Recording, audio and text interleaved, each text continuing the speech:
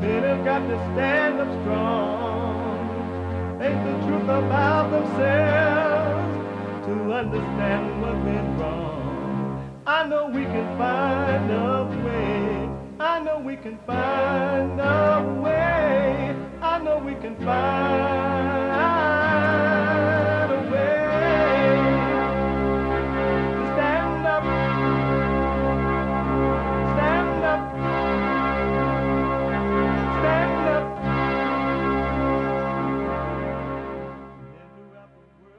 Uniting the races with truth instead of dividing them with lies. We're also rebuilding the family by rebuilding the man. I am Jesse Lee Peterson. Good morning. Welcome to the show. Sorry about my voice. Yesterday I did the 3-hour radio show here, and for the rest of the day I did 3 more hours of the taping 3 brand new episodes of The Fallen State. Now my throat feels, where is my voice? What a mess. What a mess. You can get involved by calling 888-7753. 773-888-77-JESSE. Jesse. Jesse. My brand new biblical question, and it's a doozy, brand new biblical question. Why do you think about other people? Why do you think about other people? Why do you think about other people? That's my biblical question. And you can listen to the show. I've mentioned over and over again that we are heard around the world by everybody and their mama.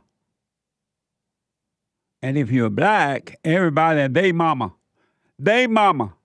But if you're white, everybody and their mama. We're here Monday through Friday from 6 a.m. to 9 a.m. Pacific time. 6 a.m. to 9 a.m. Pacific time. Heard around the world by everybody and their mama. And if you're a flat earther, and there are a few out there apparently heard up and down the world by everybody and their mama. Amazing. And so if you're busy and you want to listen to the show while you're doing whatever you're doing and wherever you are and doing whatever you're doing, you can still be listening to the show on your iPhone or iPad by calling the listen line on TalkStream Live at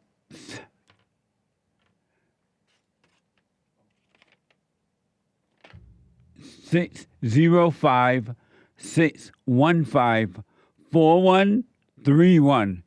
That's 605-615-4131. Isn't that amazing? Yes, Jesse, that is amazing. And you can podcast all the show. You can podcast all of the shows all the time, anywhere, at any time. All right? You can podcast the show. Amazing. And to donate and have your comments read out loud, go to Buy Me a Coffee. buymeacoffee.com/JLP Talk. buymeacoffee.com/JLP Talk. Or Bond JLP Cash App. Bond JLP Cash App. Amazing. So Manhood Hour is coming up in the third hour today, rebuilding the family by rebuilding the man. All right. As I mentioned earlier, a few minutes ago, I did 3 hours of brand new episodes of the Father's Day yesterday after doing my radio show. And I talked to 3 very, very, very interesting people. I never know how those interviews are going to go. You just don't know. I don't know. And I have sense enough to always now, haven't always had that kind of sense, but I've had sense enough to wait and see with all things. Think not about tomorrow, but have a wait and see, right? And, I didn't know how they were going to go. One was an evangelist. No, not evangelist. He was a preacher. Jehovah's Witness, I think. No, he was a Jew who was a Christian who was a preacher. And it was interesting. Very, very interesting. And the other was a comedian. Very nice guy. Comedian. And the last, a young lady. It was so interesting. All seem to be decent people. At least doing the best they can. So those episodes will be coming up for you soon. And when I finish taping, I'm like, that's it for talking. No more talking. I did not talk anymore. I went home. I had some dinner. I did not talk anymore. I didn't answer my phone. I didn't do anything. But I feel like I've been talking forever and a day. Nick, let me ask this before I get to the news item. You know a guy named Faust? You heard about Faust? I have. And who is Faust and what was it? When did you hear about Faust? Well, I read about him. Oh, let me turn myself down here. I read about him. There's this guy, this German guy, Johann Wolfgang von Goethe, I believe. And he wrote about this guy named Faust. It's kind of loosely based on him because I think they also called him Faust. Oh, they call the character Faust. The guy that wrote about Faust, they call him Faust? Correct. Okay. But his character in the book is a legend. Can we see you or we I'm just about see to your switch voice? myself here. Boom. Oh, okay. Got to do some finagling here. Oh, okay. Go ahead. And there's this legend of Faust, this character in his story. You read this in school, you say? No, not in school. Oh, afterward. Yeah. Okay, go ahead. No, I didn't read it in school. I asked Joel and Derrick, both black, had they heard about Faust? No, they ain't heard about no Faust. I never did read in school. I asked Hake, and Hake at least heard about him. Well, and then Hake said Nick would know. Have you ever heard of someone say, oh, that's a Faustian bargain or a Faustian deal? You ever Not heard that that I expression? remember, no. It's like a literary term, or it's an expression referring to that legend, and it has to do because the character Faust does this famous deal with this devil and there's different iterations of this story. Right. But he makes a deal for knowledge in one. He makes a deal for power, for secrets, the secrets of the universe, and With the devil? correct. Wow. But he gets what he asks for. Oh, the devil gives him what he asked for? Correct. Oh, nice. I mean, not nice, but interesting. He gets what he asked for, but in the end suffers for it. Is kind of the overarching ending to Faust's legend. So he get what he asked for from the devil. He make this deal with the devil. He gets what he asked for, but then he suffer for it? Correct. Really? Mm-hmm. Can you give me an example of what he asked for, what he got, and how he suffered? In Dr. Faustus, he's this highly educated man, and proficient with many things, but he's becomes disillusioned with the limits of human knowledge and power, of what he can know, and this dissatisfaction he calls out to the devil. There's like a very detailed a depiction of him and the devil, and like, Really? and like it's a force and a being that he talks to, but he summons. They give him a name. They give the devil a name. He summons Mephistopheles. They give him the name Mephistopheles, which I think is an old name Right. for the devil. It sounds old. He performs like rituals and all. Anyways, he gives his soul in exchange for 24 years of service to this demon. Wow. For knowledge and So crazy he said things. to the devil, if you give me what I want, I'll serve you for 24 years? Mm-hmm. Oh, okay. And it's like formalized in blood. He writes his he writes on the contract on blood, and the pact gives him like power. He's able to do like parlor tricks to fool and hypnotize people, and they love him. Wow. And he gets everything, but at the end, he has no soul. He literally has no soul. So I forget actually how that goes. But Do you know if he ever overcome that, or does he die that way? no, I believe the story is that this is where I get murky, but I believe it's that he tries to repent, but he's unable to. There's a whole thing about repentance, but he's just unable to. And I forget if the implication is that the devil never really had a soul. But anyways, the point is too that you get what you want, quote unquote, but really it's a Faustian bargain, because what you want, it will destroy you. Right. So the whole thing is a lie, the devil's lie. That's amazing. I realized what made me interested in that story. Someone was telling me about Faust, because Faust, right? Faust. And what? Faust. How you spell Or it? Faust? F-A-U-S-T. Oh, Faust. Faust. And I was talking to someone recently about what I realized about evil. And I realized that every human being, there's not one. I don't know if I say every, because one or two people now around the world, one or two people are waking up. But every human being have sold their soul to the devil. And they don't, some don't realize that they've done that. They've sold their soul to the devil. But most do realize that they have sold their soul to the devil. And what I realized from that is that I talked to some people yesterday in the interview that I was doing.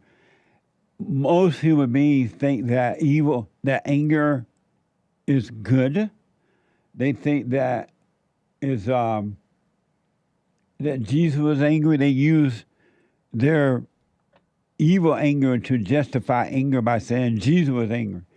And so the devil has them thinking that Jesus had the same emotion that they have, and they compare to that. And those people who believe that have sold their soul to the devil. But I also realize that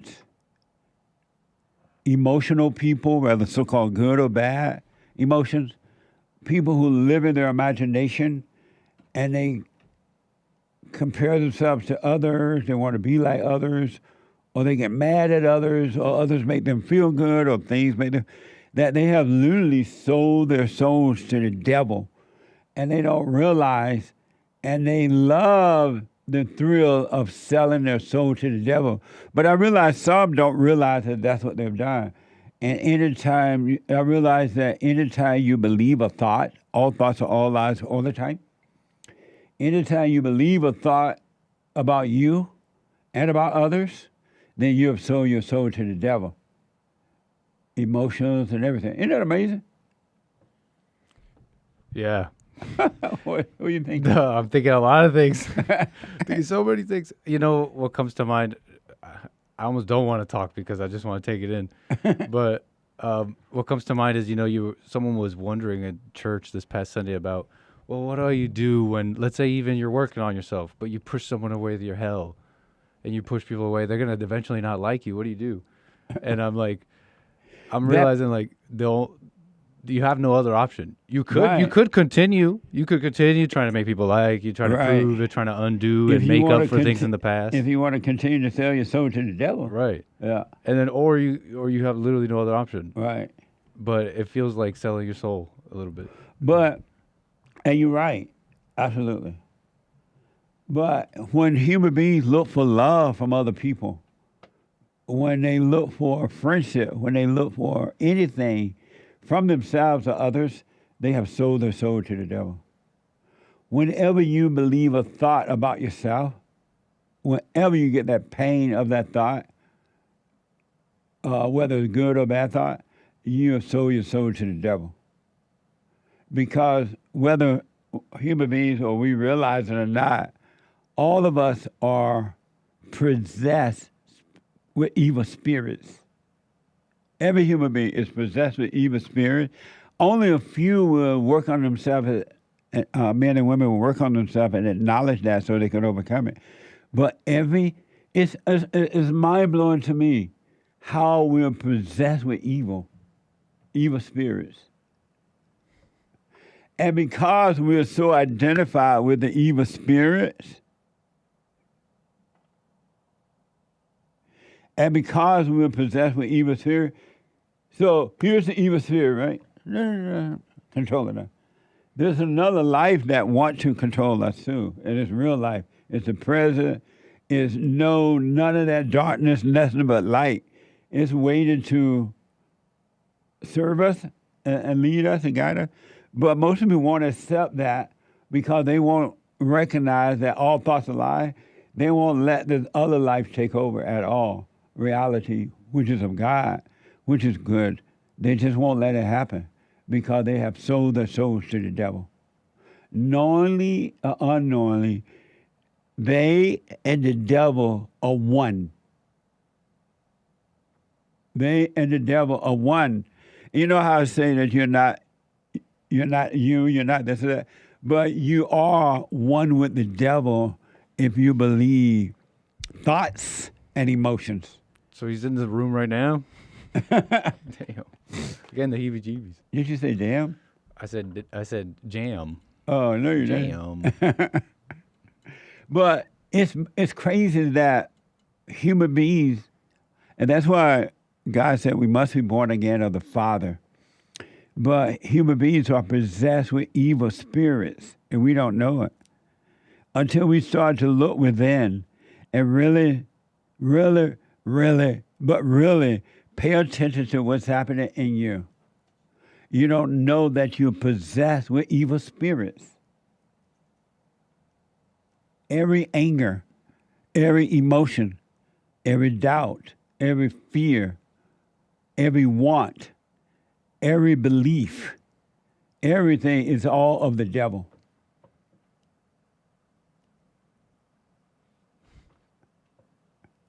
Oh, a mess, huh?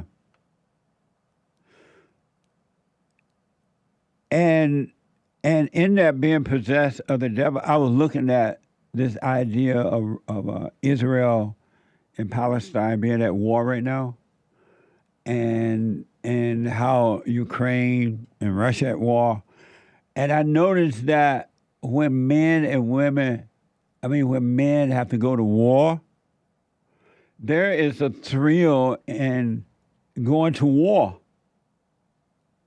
The people who cost the war and go to war, they get money from it. They get perceived power from it. And then the family get a thrill from their sons going off to war because they can brag now about their sons being at war. They can cry about their sons being at war. They can put up pictures to show you when you walk in their houses that their sons, their husbands, their brothers are at war. They get a thrill from that. And so everybody get a thrill from being at war. Have you ever thought of that? A little bit. People thought I was crazy when I was saying a while ago that, guys, there's like a thrill in COVID. And there's a thrill in thinking about World War III's coming. Yeah. And I think most people want it. And people thought I was like crazy because there's a do. thrill in that when COVID was coming around. I think people were like, oh my gosh, like people are going to die. We're going to be indoors. I get to pretend to be a hero. I'm going to put my mask on. Uh-huh. I don't know. And people get a thrill. You'd be surprised because they have sold their soul to the devil, and the devil is all about thrills. He's all about thrills. God is not about thrills, period. He's a dispassionate God, right? So he's not about thrills. But the devil is all about thrills. I hear people saying that they get mad at women for abortion, for killing their children in the womb. They get mad at the women for doing that, right? But I'm like, but why do you get mad? It had nothing to do with you. But it's against the Bible. The Bible says that. I'm like, but there's nothing in the Bible about abortion. I don't know of anything. And I've asked people, so in case I missed it, well, what's in the Bible?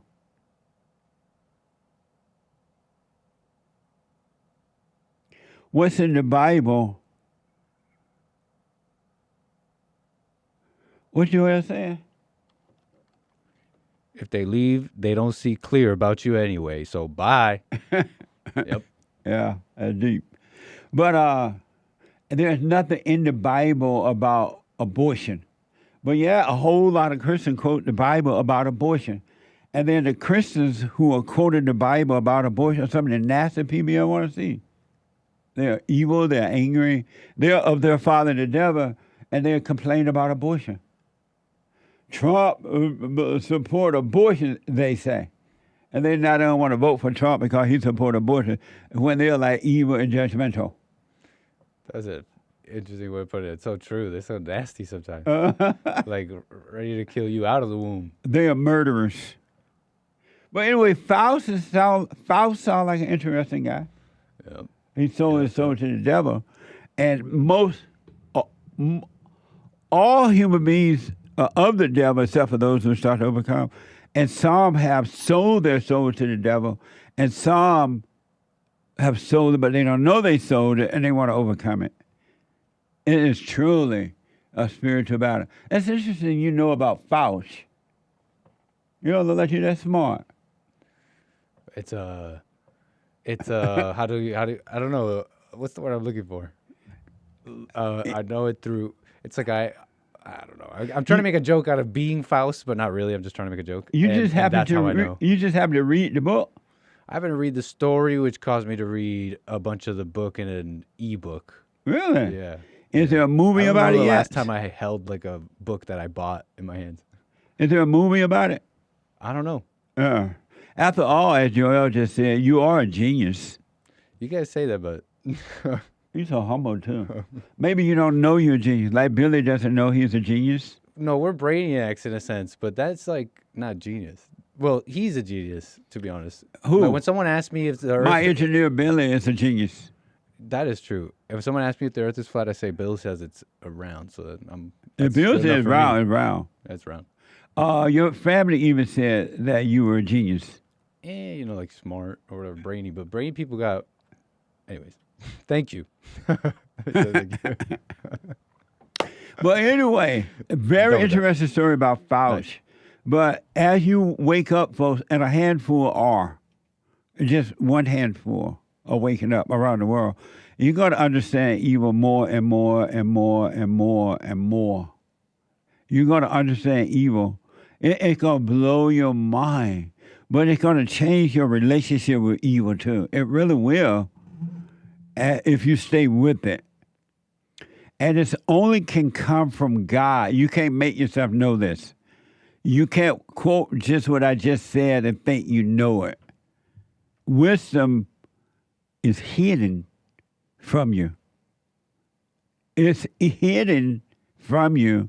And so intellect is not wisdom. It's just knowledge. It's just knowledge only. But the hidden understanding will come if you want it. He will give it to you. And he only gives to those who want it. You must invite the truth to come in. Meaning open up yourself and let truth in if you want to know the truth. Really. Otherwise, it's not going to come to you. Now, the devil will come to you night and day. All day, every day, night and day, when you wake up, when you go to sleep, while you're sleeping. But wisdom is not going to bother you like that. It'll just like leave you alone. Let you kill your babies in the womb. Let you fight in your marriages. Let you destroy your friendships and employeeships and business ships and all kind of ships. It'll just let you do it. And you'll say, well, where is God? Why does God let children suffer? It'll just let you do it. Because wisdom will come. And it be trying to warn you along the way. It tries to warn you. No, that's not a good relationship. Don't take it. No, your issues are not that you need a family. You don't need to go and make a family thinking that that's going to make you happy. It try to warn you. No, don't go and make money thinking that money is the answer. Nothing wrong with money, nothing wrong with using it on earth to function, but don't do it. But you don't listen to that wisdom. You don't listen to it. And so it just said, oh, okay, do what you want to do then. Amazing. Some of you might and or might not be aware of this. And I mentioned this yesterday and didn't get to it, but I mentioned it. That over the weekend, I guess, this past weekend, is that right there? This past weekend, they had this riot at Ferguson. I'm sorry? Friday, okay. This past weekend, according to Faust 2 now, a Ferguson police officer was seriously injured during protests on the 10th year anniversary of Michael Brown's death on Friday. Think about that. Michael Brown was a thug. And they're still celebrating a thug's death 10 years later. Can you believe that? They're pretending like it's an important time to remember. That's an example of being possessed by evil. It's an example, just one of the small, there are truckloads of examples of being possessed by evil, but that is one. They're celebrating a thug's death 10 years later, and they feel good about it. It's a thrill. They think they're getting back at the white people. They feel good. They think they're better than the whites when they celebrate Michael Brown. They believe that the police is bad and that they're good. That is insane, but that's what's happening in the world. Done by the children of evil. The incident occurred during what began as a quote-unquote peaceful demonstration, making the 10 years since the death of Michael Brown. Officer Travis Brown is still fighting for his life on Monday morning after he suffered a brain injury outside of the Ferguson Police Department on Friday night. Watch this soundbite from Faust 2 now. Watch this. Officer Travis Brown is still in critical condition in the hospital this morning, and Mayor Ella Jones here in Ferguson, she is urging elected officials as well as people in this community to rally around Officer Brown, as well as the police chief here, Troy Doyle, and this police department here as a whole. Officer Brown had been with the Ferguson Police Department since January of this year, and he suffered that brain injury during a protest outside the PD as the community was marking the 10-year commemoration of the death of Michael Brown. So people have been out here in what started as a peaceful protest. And before Brown joined the force here, he was on the front lines actually of the 2014 protests after Michael Brown's death as a St. Louis County police officer. Friday night's chaos, though, it all unfolded as officers were attempting to arrest some protesters who started to get out of hand. They were removing fencing outside the police department, and during that arrest, Officer Brown was knocked to the ground. He fell backwards, hitting his head on pavement. The St. Louis County Prosecutor's Office has issued charges against 28-year-old Elijah Gant of East St. Louis in connection with that brutal assault. He's currently being held in jail on a $500,000 bond. 4 others were arrested out here, and 2 other officers suffered minor injuries. Think about that. Those black people got up out of their bed.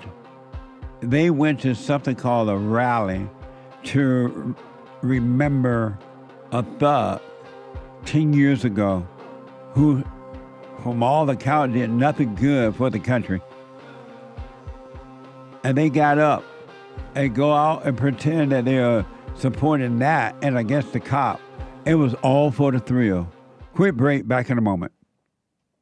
Hey, listen, before I asked my question, I want to thank you so much. The silent prayer, you know, I'm 50 years old. At home, we have a 16-year-old, 14-year-old, and a 10-year-old. And I got to tell you, introducing the silent prayer to my family, instead of just sitting down and saying the same old prayer over and over again before we eat our meal, to just be silent, bringing all thoughts into captivity. Brother, that has been such a huge, huge blessing in our lives. I just want to encourage anyone to try that out. It's amazing to look around after we've done our silent prayer before we eat, to see the excitement in my kids' faces, like, oh yeah, Dad, I had a bunch today. Or the other one will be like, yeah, you know, I had a couple things that I've been thinking about. It really takes root, Jesse, and so I want to thank you so much, and ever since then, it's been absolutely amazing. So thank you so much. You're welcome, Tony. Stay with it, stay with it, stay with it. You're going to know God and his love. It's going to be amazing, man.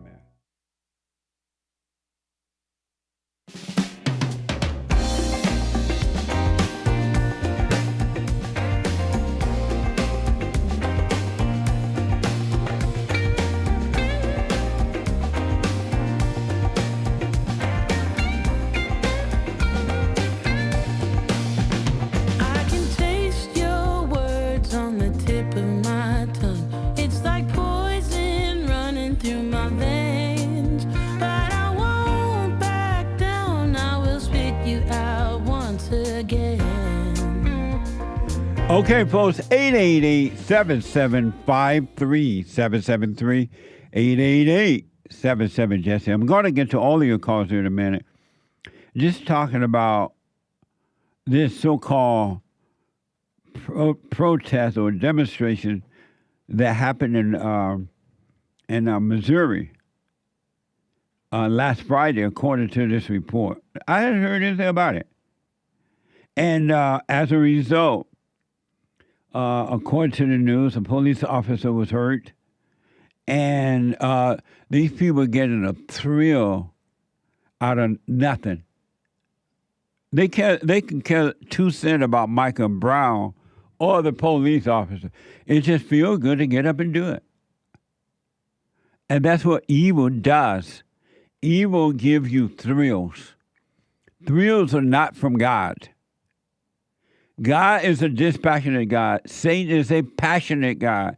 So when you hear people say, love your passion, I'm looking for my passion, they're saying they're looking for the devil. They're looking for more hell. And it's amazing to see this.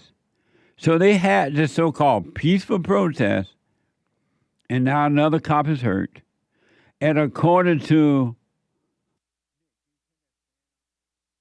the police chief Doyle, he commented at the news conference. I want you to know,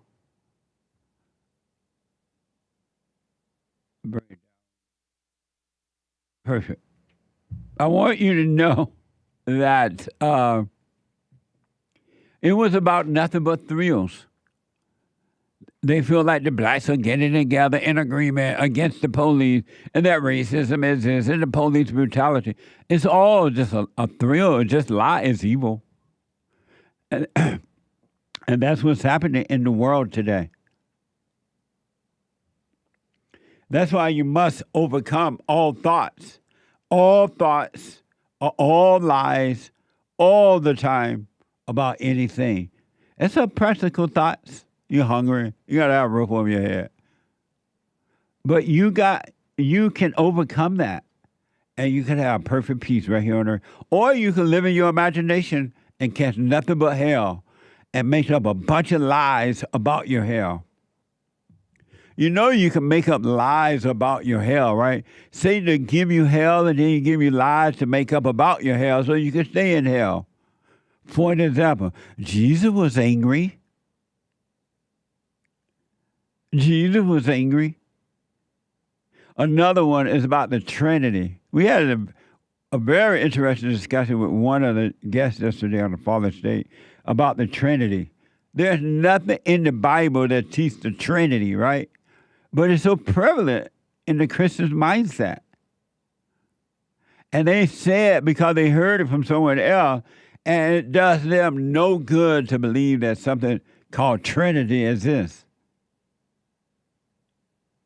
It does him no good except it's a nice thrill because it makes you think you know God because you believe in the Trinity. Here is the police chief Doyle's comment from Faust 2 Now, comments at the news conference concerning this so-called peaceful protest last Friday. Watch this. My team got out there and was assaulted by a number of the protesters that were out there on the scene. As a result, one of my police officers suffered a severe brain injury. This police department, this Ferguson Police Department, since 2014, has been a punching bag for this community. The police department back in 2014, we don't even have them officers here anymore. So what are you protesting? These officers not even here no more. Everything that the activist community has advocated for, as far as body-worn cameras, implicit bias training, crisis intervention training, all this stuff, we have done all of this. Defund the police. What are we protesting? What is it? We even changed the uniforms at this police department because people said that the old uniforms trigger people. What are we doing? Well, that's what you get for listening to the criminals tell you how to run the police department. It ain't about that at all. It's about the heart of the people. The heart is wicked. And you're changing your uniform and doing everything, getting rid of the police, and look, they're still treated that way. They have no love. They're evil. The heart of human nature is mighty wicked.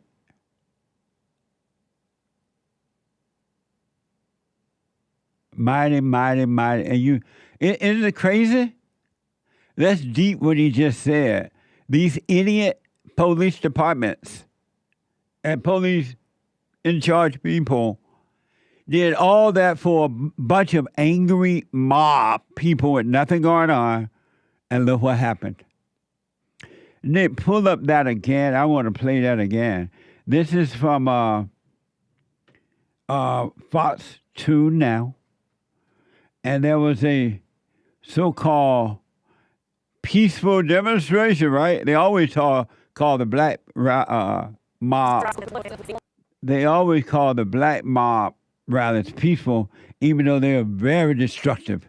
There's nothing peaceful about them, but they call them peaceful anyway because they want the blacks to continue to act this way.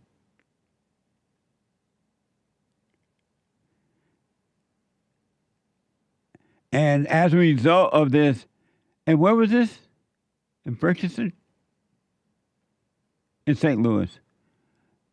Ferguson, St. Louis, right? Right. And the blacks had another peaceful protest. But yet, according to this report, Officer Tavis Brown is fighting for, as of Monday, was fighting for his life after suffering a brain injury outside the Ferguson Police Department on Friday night. But the blacks had a peaceful protest on Friday.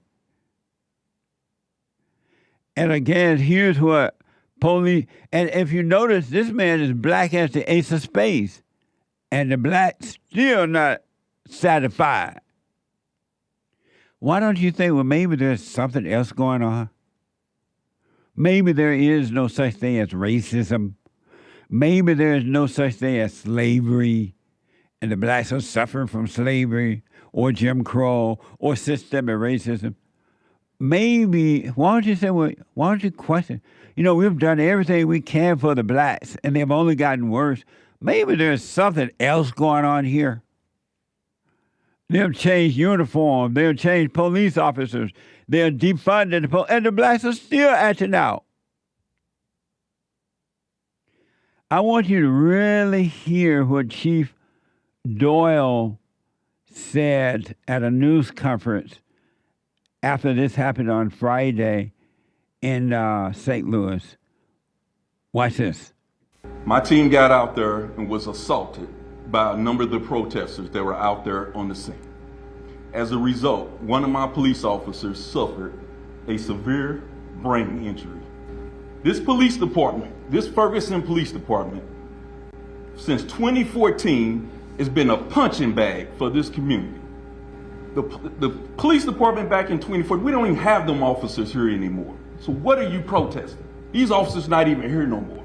Everything that the activist community has advocated for, as far as body-worn cameras, implicit bias training, crisis intervention training, all this stuff, we have done all of this.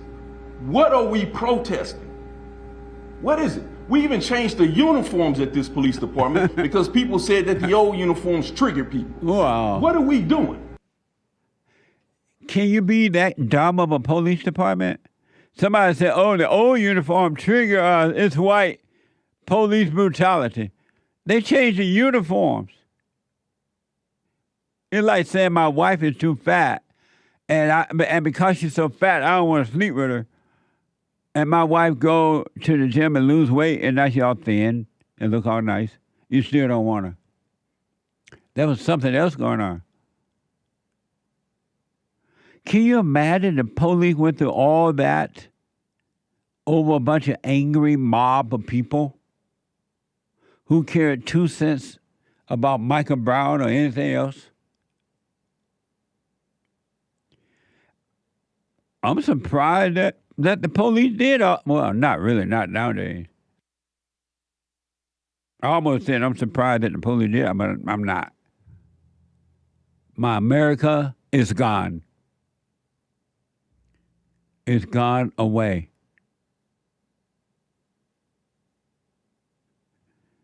And I have a little bit more about Michael Brown here. Let me scroll down.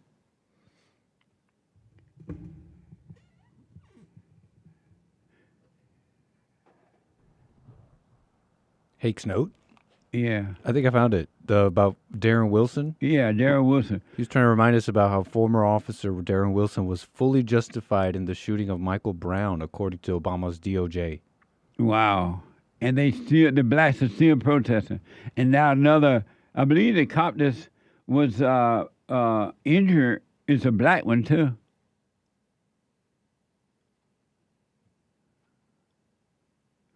And I can guarantee you, the police department back in 2014 was way better than 2024.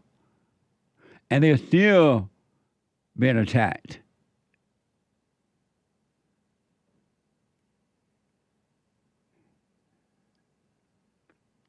A black cop.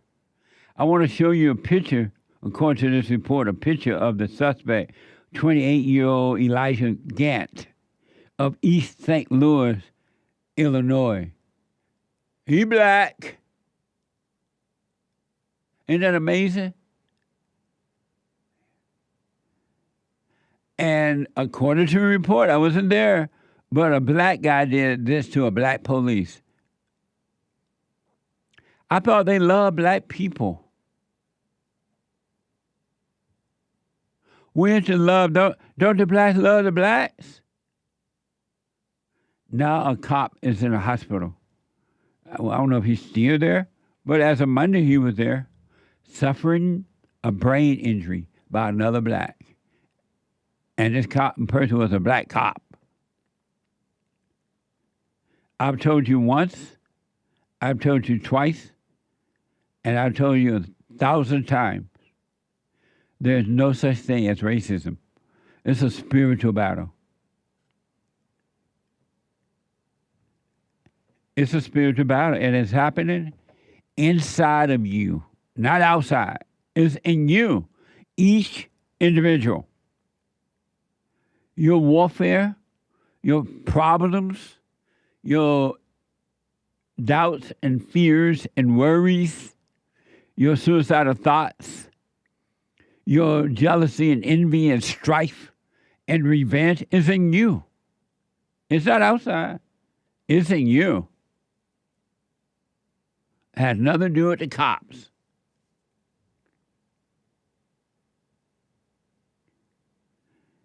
Amazing, huh? It is mind-blowing. And the sad thing, well, I don't know if it's sad. I use the word sad. I don't mean to use it, but I'll say It's only going to get worse.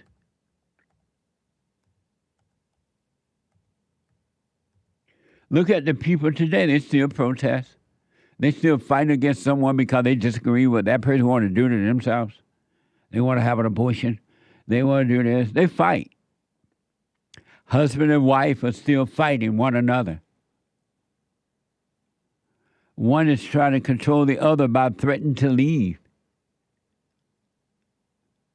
And I don't want you to go, so I'm going to fight you and make you stay, they say. Let them go. Let me type Hake another note.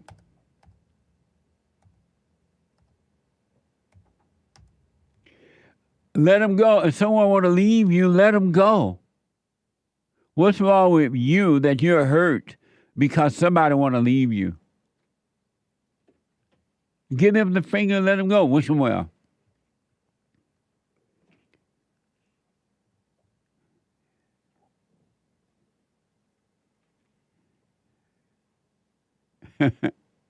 Derrick said they're going to fight in line to get some Camilla greens. I wouldn't be surprised. Wake up, America. We're losing our country while you're losing your soul. And it's not going to get better. Let's do super chat, and then I get to the calls. Because last time we didn't do the super chat like that. 1 and 2. Super chats. 888-7753-773, and I will get to all of your calls. Super chat. Someone. Nice shirt. Thank you. It looked like a big shirt on you, though. I know. And why is that? Because it's a large. Oh. I wear medium better. How old are you? Don't ask. The size doesn't matter about the age. What is it? If I'm just a medium-sized man, keyword man. Whatever. There was a guy I know, and he like really big. He worked hard. He go to the gym and everything. He asked me for a shirt the other day. One of our shirts. He wanted to order one. I'm like, what size do you want to order? And he said a medium. See? And this guy like real big. Like me. Yeah, like you. And I was surprised when you said a medium. Wow. I'm thinking, well, he going to squeeze into a medium. Right. Because he doesn't want, I guess he want the muscles to show. Right. What a mess. Super chat. Someone bought a coffee. I was listening to today's show yesterday by the time you get to this. Right. I really appreciate you, sir. However, that guy from Japan, Taka, who was talking about the no race except the human race, was really saying what Mr. Jesse sounds like he be saying. Colors really don't exist. Maybe I'm reading too much into it. I understand describing someone if other colors are there, yet do we need to look at colors? Color does exist in a physical form, a physical sense. And when we communicate, we consciously use colors. You know, say color. If somebody robbed a bank, it was a whatever color the person was that robbed the bank or whatever, right? But if we consciously speak, we don't identify with it. You don't identify with your... That's why you have to stay conscious so that you don't... Because you got to communicate so that you don't identify with whatever is going on around you, inside of you. So color does exist in a physical way, but it's not who you are at all. You're not your body. You're not your thoughts. You're not your emotions. You're not your color. That makes sense? Yeah, definitely. Right. And what was the name of the caller yesterday? Taka. Several people, not several, but some people miss what he was trying to say. Right. And I thought caught on to what he was saying. It made sense to what he was saying. Taka? Taka. Taka. Short for Takahashi, I think. Oh, yeah, I heard him tell you. He called your show, right? Yeah, he called my show. Yeah. So it was even more interesting to me. Yeah. But so thank you. I appreciate it. Yeah, thank you. Someone, Wayne from Texas, also bought a coffee. The human race is one. The Bible only mentions nations. The Ethiopian, the Italian, the Jew. We are mankind. I am a man, period. And all men need to reunite with the Father through the Spirit and forgiveness. The SP. and forgiveness. There is no Jew nor Greek. Colossians 3:11. Jesse, you know this because, like me, you do not identify as a black man. Amazing. Thank you. What does that mean that the human race is one? I think he means that there's just one race. Not just with him. I heard others say it too. I never asked what did it mean. Yeah. And I always assumed that I knew what it meant. What does that mean? What do you Beats me. You really don't know? I mean, I just know that they're saying that you shouldn't be coming up with this term race and saying there's different races. The Bible only talks about nations, all nations. Right. But nations is kind of like races, sort of, a little bit. Peoples. Nice. So you don't know what it means by the human race are one. It's one.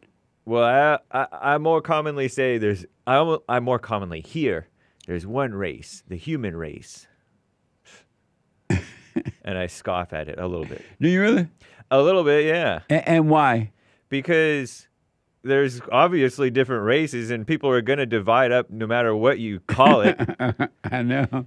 It's like what you pointed out to Taka was that people are evil, and they'll divide up no matter what. Yeah, no matter what. No matter what. Yeah. Look at that police chief said that they changed uniforms. Yep. They changed police officers. The police that were there before are no longer there in St. Louis. And they did this and did that. And yet, the blacks are still attacking them. Uh-huh. You're like, what y'all want? It's in the heart. Yeah. That's where it is. But anyway, thank you. Thank you very much. Yeah, thank you, Wayne from Texas. Yeah. Gregatron bought our coffee. Hey, Jesse, I have an answer to your biblical question. Why do you think about other people? Why do you think about other people? I think about other people because it just makes me feel good. That's right. Thank you for responding to the biblical question. I'll put my little 2 cents in on Sunday. Thank you. Donovan bought our coffee. Hey, Jesse. No, I and Jesse. And the experts, I have a question. I hear you say a person can drop their body in anger and be stuck forever. Yeah. What does that mean exactly? Meaning that if you die, meaning like leave your physical body and you're still angry, you're stuck in there. There's no way out. And you will live eternal hell. All your misery, your worries, your jealousy, your envy, your thrills, your whatever, loneliness, you're stuck in there and there's no way out. But while you live, you have a chance to overcome evil, and in your body you will have perfect peace. You will have the light. And when you drop the body, meaning you die from the body, you're in the light. You're still in eternal life. Amazing. Thank you. Katerina bought a coffee. What is the difference between feelings and emotions? Thank you. They're both the same. Emotions and feelings are the same. And emotions and feelings are not necessary. Thank you. Obi donated a Cash App and had no message. Thank you, Obi. Thank you, Obi. Spawn JLP on Cash App. It's me, Xenia says, good morning, JLP and crew. Morning. Let me Strong take a quick break. We'll finish. Let's start when we come back. We'll do that one. All right. 2 more hours to go. I can't believe it. I will get to your call. 888-77-JESSE. Quick break. Remember where you stopped. Back in a moment. Hate news, not the fake news. That are amazing. Highly recommend you get them. 7 guaranteed steps to spiritual, family, and financial success guide. Even if you're not starting a business, but you have a job or you're on welfare, it can help you if you do. Be doers of the word, all right? From rage to responsibility. From rage. That's what I write about in the first chapter, especially how I overcame. Scam. How the black leadership exploits black Americans. They're using them, and blacks are too willing to be used. And then my last book, The Antidote, Healing America from the Poison of Hate, Blame, and Victimhood. They are all amazing books, and they are helpful. Go to rebuildingtheman.com if you want an autographed copy, or call 800-411-2663. 2663.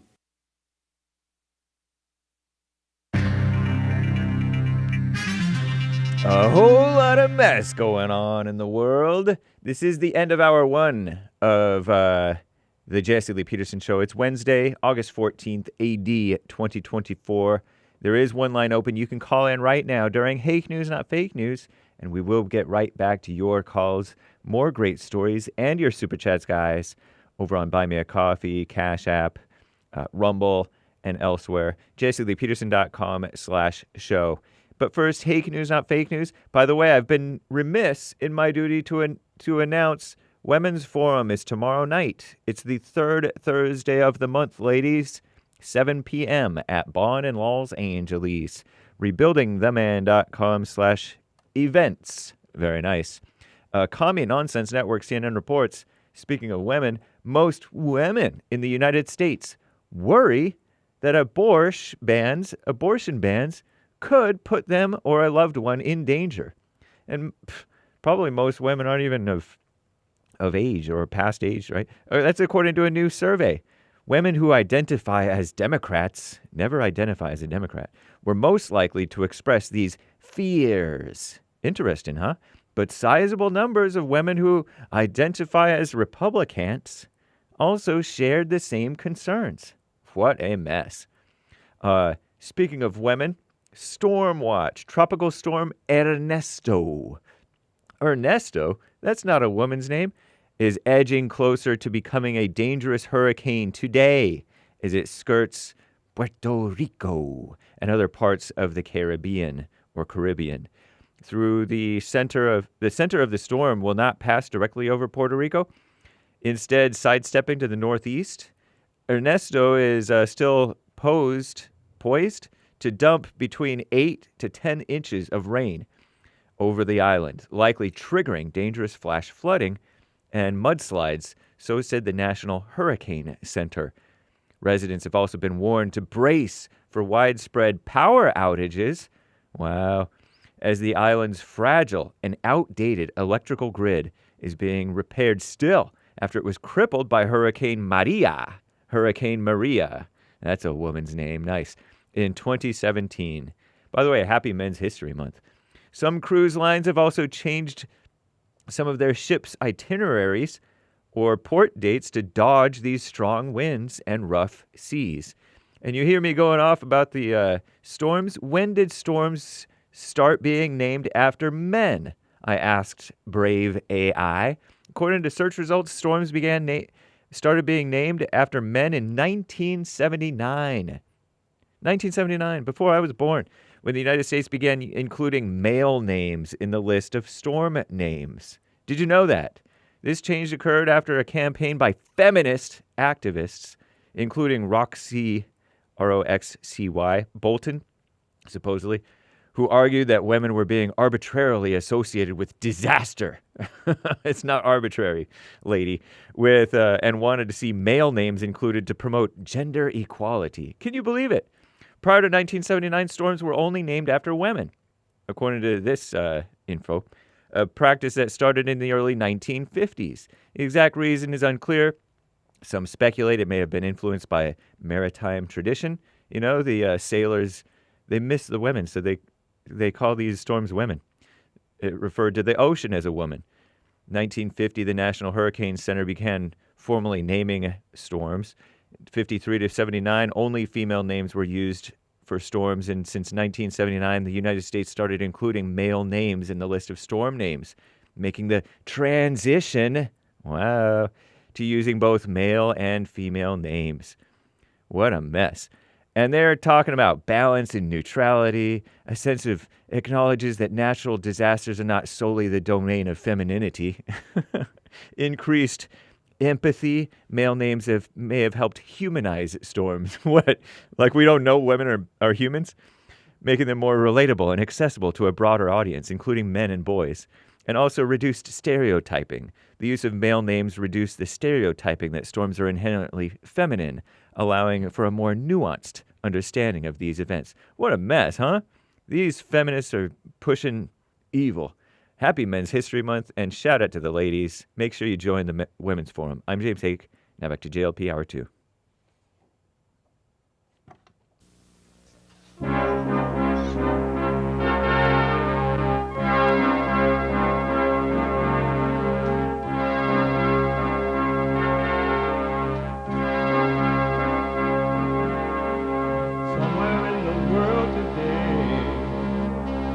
got to stand up strong. Ain't the truth about themselves to understand what went wrong. I know we can find a way. I know we can find a way. I know we can find a way to stand up, stand up,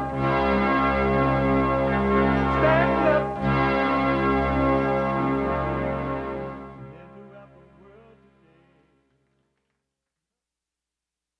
Uniting the races with truth instead of dividing them with lies. We're also rebuilding the family by rebuilding the man. I am Jesse Lee Peterson. Welcome to the second hour of the show already. Manhood Hour is coming up in the next hour, the third hour. You can get involved. There is one line open at 888-7753-773, 888-77-JESSE. Jesse, Jesse. And my biblical question is a doozy. My biblical question for this week. Why do you think about other people? Why do you think about other people? You can listen to the show on your iPhone, iPad, iPad if you like running around right now or making breakfast, dinner, or on a beach, or you're illegal alien and you're raping some American woman and you're getting away with it because there's no bail bond, they let you in and out, or because the police can't report it to, what's the name of those people? The immigration people? They can't report it to them because you live in a sanctuary state. ICE, baby. Ice. Remember that? Ice, baby. Nice. And, Ding, ding, ding, ding, ding, ding. yeah. Where's Ice now? But anyway, you can be listening to the show on your iPhone or iPad by calling the listen line at 605-615-4131. 605-615-4131. And to donate and have your comments read out loud, go to Buy Me a Coffee. BuyMeACoffee.com/JLP Talk or Bond JLP Cash App. Bond JLP Cash App. There's so many nice stories I want to get to you, but I want to finish up with the super chat. And then I want to go to the phones. And then I want to give whatever. Do you remember where we stopped with the super chats? Of course I do. Let's hit it. It's me, Xenia, gave a Rumble rant. Good morning, JLP and crew. Strong arm, Christian cross, American flag, exclamation marks. Nice. Morning. Thank you. Thank you, Xenia. Yeah. Vinny bought a coffee. Are you a fan of something? He's a candidate and just won his Senate primary in Minnesota yesterday. He has endorsements, major endorsements, and understands it's a spiritual battle. Good to see more alpha males get involved. He loves Great White Hope as well. Nice. That's amazing. I wish him well. I'm not familiar with him. He's in the news, huh? What's his name? Royce White, American political candidate, and we'll see what happens for Minnesota Senate. He black or white? I think he is black. Well, I wish him well. If he for the Great White Hope, then I'm okay with him. Nice. Thank you, Vinny. Yeah, thank you, Vinny. Interesting tip. Yeah. Lori bought a coffee. Morning, Jesse. My husband sold, quote unquote, his soul to get out of prison when he was 19. He thought it was over and believed the lie that Satan had his soul forever. I told him I didn't even realize I sold my soul, and if you seek truth, it's never too late to wake up. The devil really has no power. It's when we believe Satan's lies, he controls us. We give Satan his power. Every moment you're still in your body, you can go back to the Father. Amazing. I wish him well. What the? Thank you very much, and I wish him well. Did you know that every time you listen to a thought, it's because you and the devil are one? You're an evil one. Dang. Think about that. It's true. It's so true, I don't know what to do with it. When I do this, it reminds me of Trump. Right. It's so true, I just don't know what to do with it. Every time you listen to a thought, you and the evil are one. Whether it's a good thought or a bad thought, you and evil are one. What do you think about that, Hake? It makes a lot of sense. Why does it make sense? It makes sense because it's like a lack of peace Yeah. when you get into thoughts. Yeah. Even if they're tempting, there's just no peace. Even if they're like something that you like, Yep. but it's also not peace. That's deep. Yeah. I didn't know you were paying attention, Hake. I just have this face. Thank you. Amazing. Jaime from Minnesota bought a coffee. Hey, Jesse, when is Arkansas getting a second hour? The Joel Friday show, like 90 going north. We're working on it. We're working on it, Jaime. Thank you. We're definitely working on it. He'll get into it when he's ready. Nice. We're working on it. And the thing is, because we're building a 24-hour network, Punching TV.tv, I got so many guys now from around the world that want to be a part of the network, so I'm trying to sort them all out and pick out some. And they're all not agreeing with me, or they're not all spiritual and things like that. So it's going to make for a good network. And so we're trying to figure it out now because we got the Punching TV going, and thanks to y'all for that. We're trying to sort out these hosts so that we can have 24-hour talk. So we're working on trying to fit them in one at a time. And thank you all. We got so many submits to be a part of Punching TV. And I really want. We got a lot of foreign guys that want to be a part too. So it'd be cool to have that foreign accents mixed up with the American accent, talking about men talking about whatever they're talking about. All right, amazing. Thank you, Jaime. So we're working on it.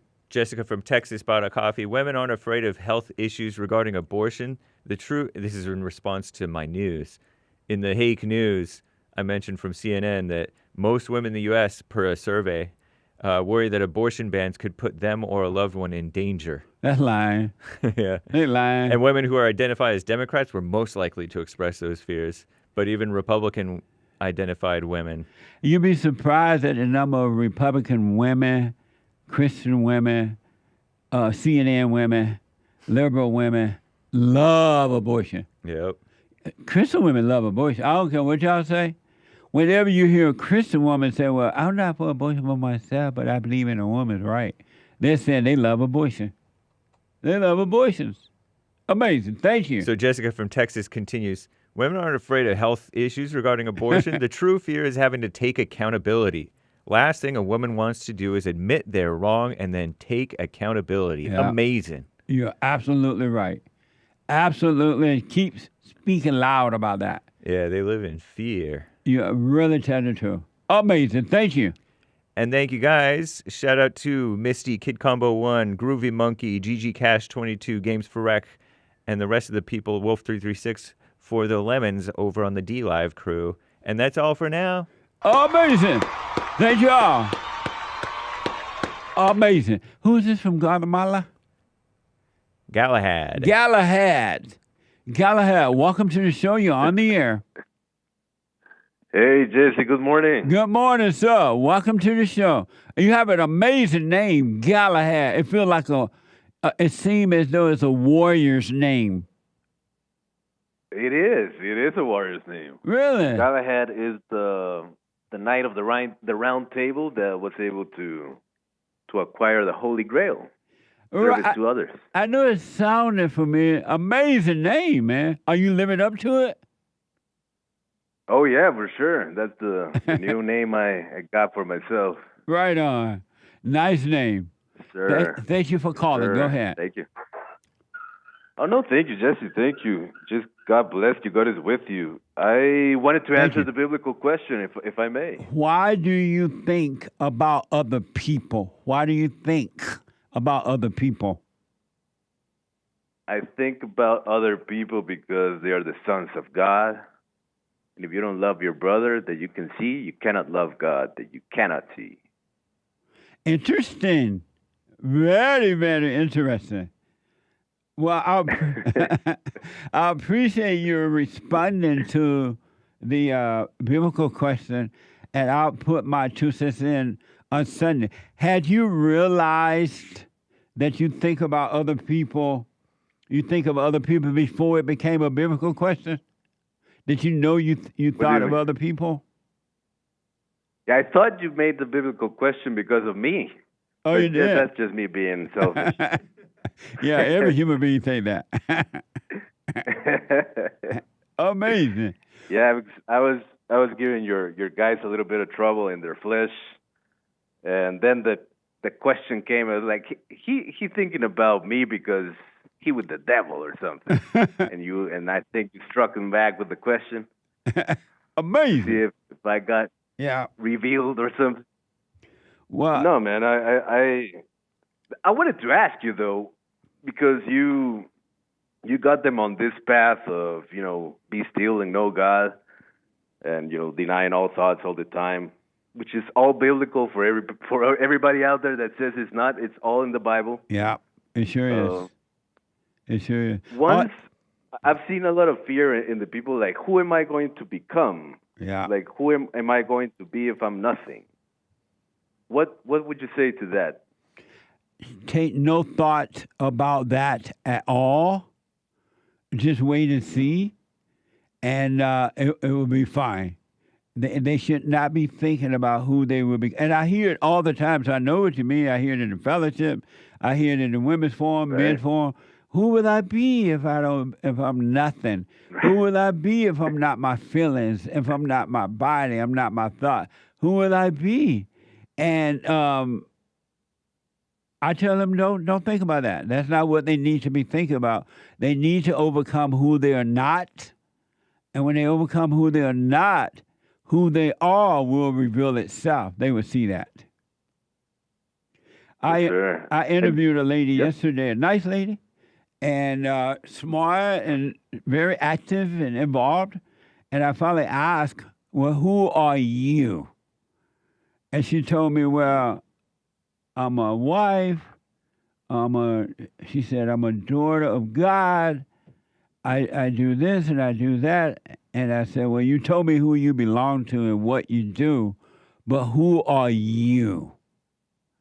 And she couldn't answer that. She's like, I've never been asked that before. And she shared some tears because she realized she did not know who she was.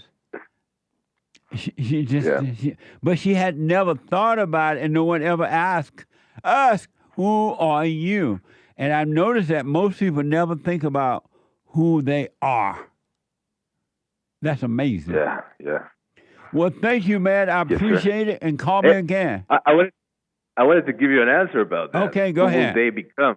Yeah. Because I'm sent from the Father. I have to get the fear out of the flock. I would say you're going to become like Christ. You're going to become one with Christ. Interesting. What do you say about that? I think that's interesting, but I don't want to tell the people because I want them to see, when they get to see who they are, they'll know it for themselves and not because I said it. But I can tell I can tell you that's very interesting. Yeah, I wanted to, because, to eliminate that fear in them. But let them know that they are. But I get it. Some people get that messianic stuff in their head. Yeah. Like, oh, I'm Christ, and I gotta get crucified or something. Yeah, absolutely. Of course. And then, so don't try to take away their fear. Don't let people live in their fear, and until they're ready to overcome that fear. Don't try to take it away from them. Okay. Yeah, and once they are still and they see and they are Christ-like, do you think that then they will be able to think about others, or? 100%. 100%. Yeah. Hear that, Hake? Did y'all have a discussion about that? Not Yeah, exactly. We were talking with Hake. You were talking with Hate about what? We were talking about how blacks are brainwashed, and he said, "Well, everybody can be brainwashed." Every human being with anger is brainwashed. Yep. Every human being that has anger is brainwashed. That's amazing. Yeah. Nice. Well, thank you, man. Sorry, Jesse, I just want to keep talking to you. Sorry about that. But I was reading about the Bible yesterday. I was reading the Bible, and I saw that on the 6th day, man was created. Right. On the seventh, he rested. Right. And then he created Eden, and he created man, well, Adam there. And then he brought new animals to Adam, so they could talk to Adam and he could name them. Yes. And then I realized that, hey, he created men and he created the Son of God afterwards. And it's all about that. Like, if you believe in Christ, if you are with the Spirit, you are a son of God versus being a son of men, a son of the flesh. Do you think that's correct? Everyone who has returned to the Father, been born again, returned to the Father, are sons of God. Every woman who has returned to the Father is a daughter of God. You are children of the Father when you return to Him. Right on. Amazing. Yes, sir. Thank you, man. God bless you. All right. God bless you. And thank Have you. a great day. And you too. And thanks for responding to the biblical question.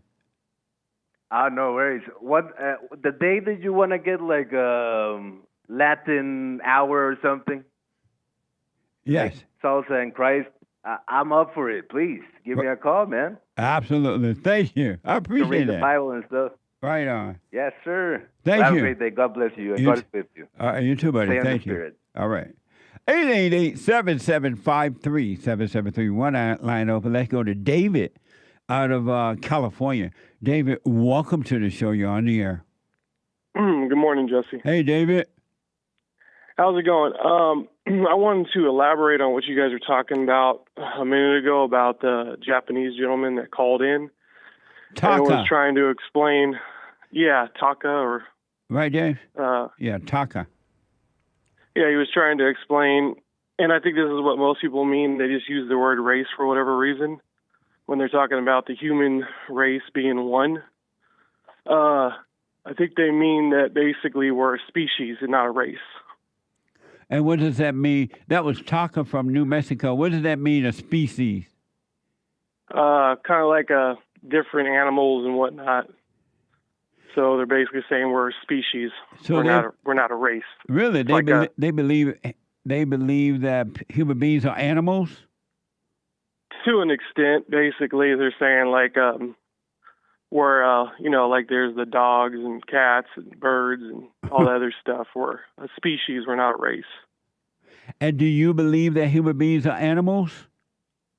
I don't know. Is there a possibility you believe that human beings might be animals? Well, sometimes they act like animals, yeah. Well, they do act like... Everyone that has anger act like an animal, that's for sure. But do you believe that human beings are animals? I believe when they lose a sense of their spiritual side, they do turn to animalistic behaviors, yeah. I know, but not the behavior, but do you believe that human beings are you name the animals, you name that. But do you, David, believe that human beings are animals? No. Oh, okay. And why don't you believe that? Because we're just different.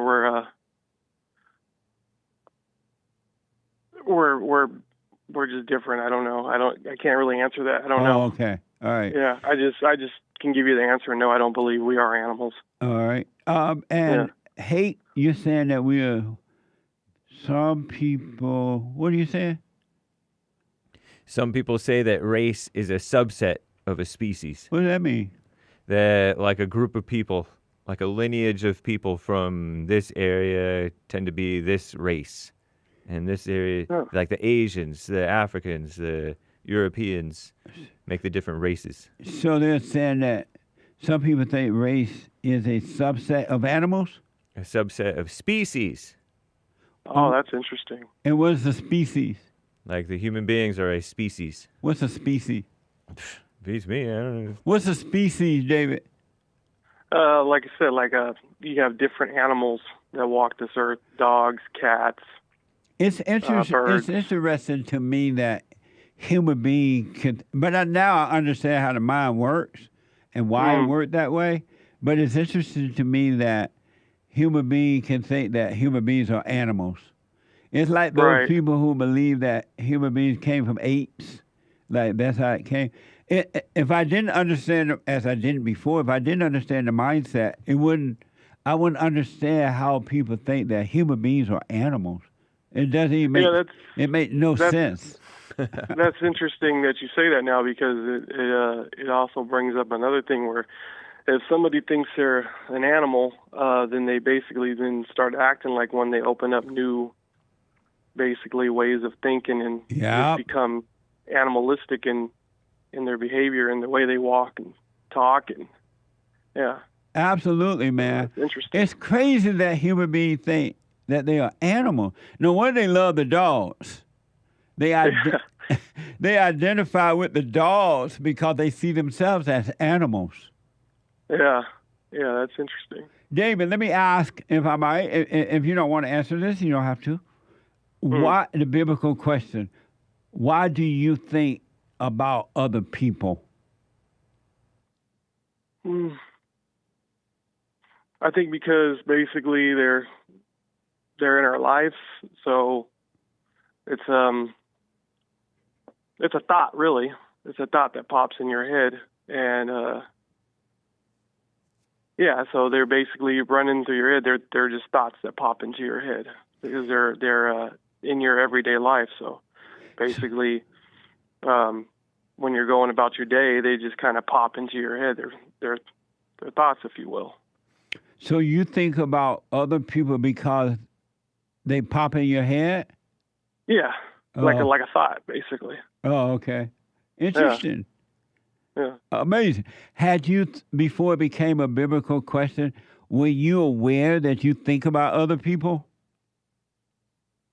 Yeah. That question though, stumped me. I was like, you usually have an answer for your biblical questions, but I didn't have an answer for this one. That's the only answer I can come up with, which is crazy because if they're just thoughts, then all thoughts are all lies all the time. So that makes it even more interesting. And so if you believe that it's just thought, and I'm not saying that it is or not at this point, I'll wait until Sunday, have you stopped thinking about other people? No. I don't know. Yeah, but it's interesting. Amazing. Well, thank you, David. I appreciate your call, man. And it's interesting that human beings think that they are animals. And so they it is. They compare themselves to animals. That's mind-blowing to me, but I understand it. Yeah, it is. Thank you, David. Appreciate it, man. All right, you have a good one. You too, buddy. 888-7753-7773. Let me go quickly over to the UK. Heard around the world by everybody and they mama. If you're black, they mama. If you're white, their mama. Let me talk to Remy out of the UK. Remy, welcome to the show. You're on the air. Hi, Jesse. Hey, Remy, welcome to the show. Hi. I just had a quick question about subconsciousness. Yes. Is your subconscious a feeling?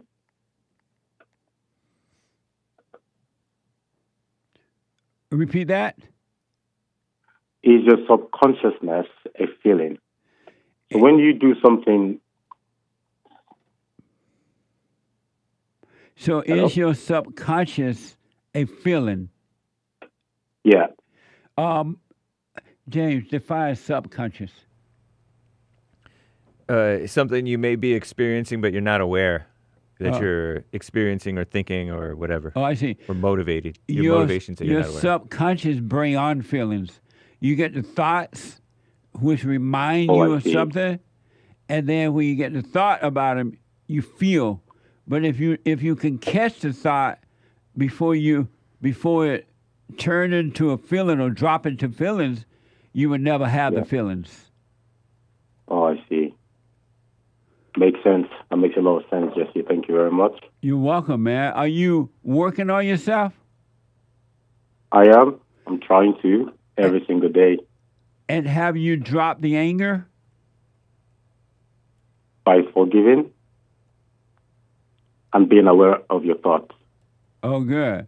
Well, that's all you have to do, Remy. Just be aware of the thoughts. Don't do anything about them. But practice being aware. Catch them. Just look at them. Watch them. But do nothing about it. And the spirit of the light, the spirit of the Father, will destroy the spirit of darkness. All right? So don't call them you. Don't.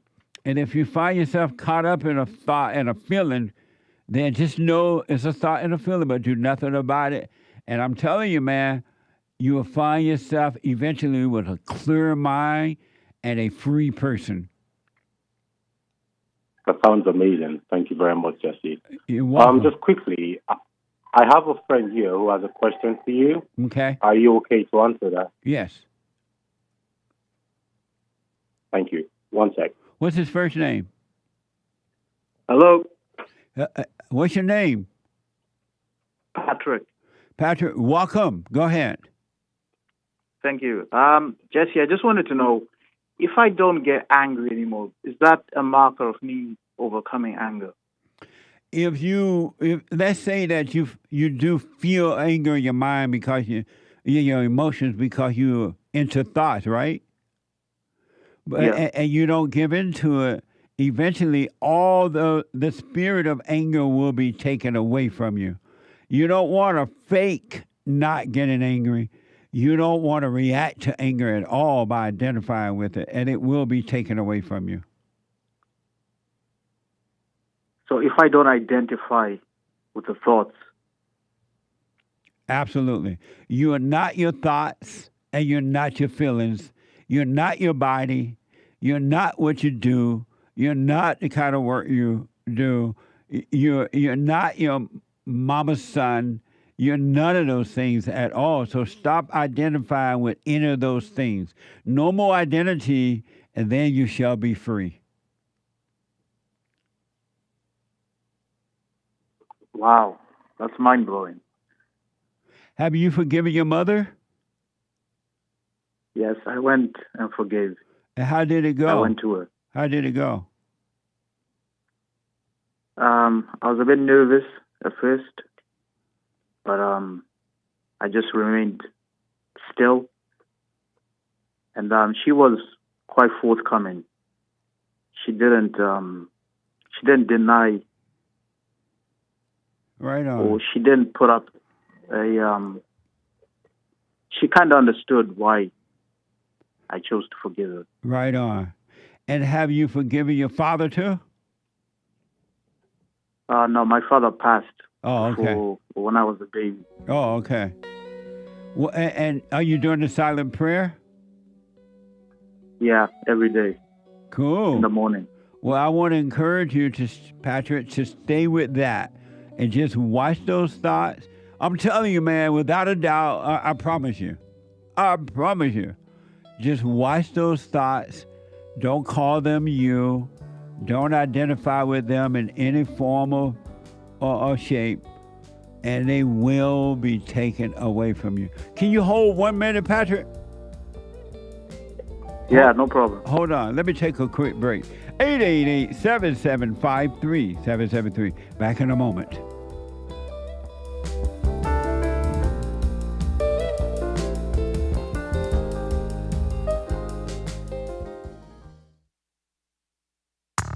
I recommend you get a copy of my book, From Rage to Responsibility. I write about how the spirit of anger was taken away from me 29 years ago. I forgave my mother who tried to turn me away from my father, and I returned to my father, and through him, my father on earth, and through him I was able to return to God.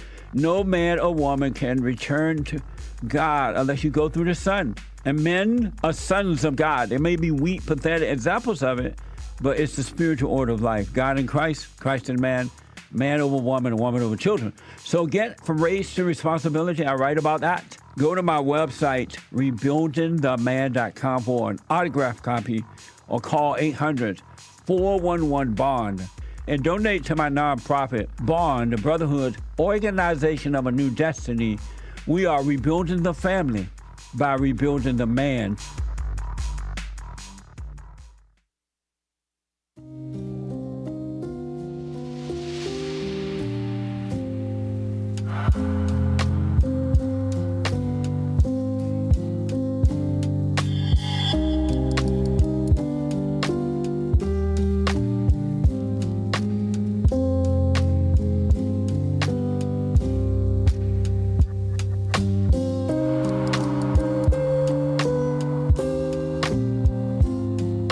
Okay, welcome back. The ladies' forum is tomorrow night for ladies only at 7 p.m. Every third Thursday of the month, unless I'm not around, the ladies' forum. And every first Thursday of the month for men only. So ladies, come on down. We're going to have a nanny of a time. We have a lot of fun in those women meetings, but serious times there too. And it's amazing. So 7 p.m. tomorrow night for ladies only.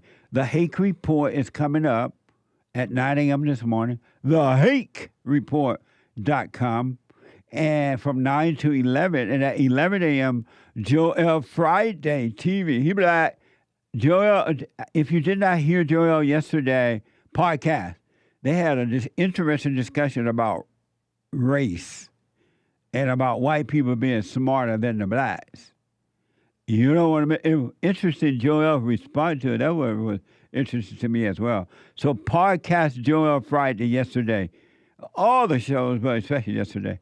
At 11 a.m., he's here Monday through Thursday. He black. And then at 4 p.m., the American Anchor Baby. The American Anchor Baby is on it. He even aired the discussion with Trump and Musk on the American Anchor Baby show. AmericanAnchorBaby.com at 4 p.m. Check it out. All right. 888-7753. And don't forget to like and follow, ring the bell, and all that. Subscribe. And good morning to all of our friends over there on X. You can call in too, X, at 888-7753-773. And make sure you subscribe, X. I want to go back to Patrick over in the UK. Patrick. Hello? Patrick. Yes. So, over on D-Line, Potleaf asked, how is it you're not in jail over in the UK?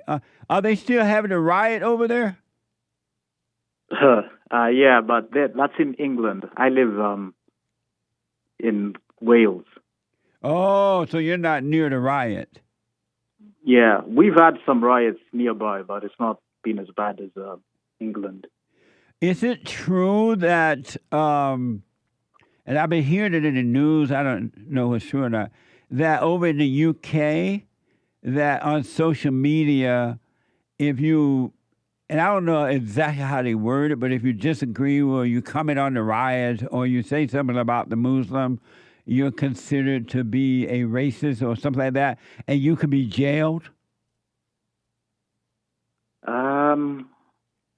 I'm not entirely sure, but I do know they do try and censor people, so they'll ban your account.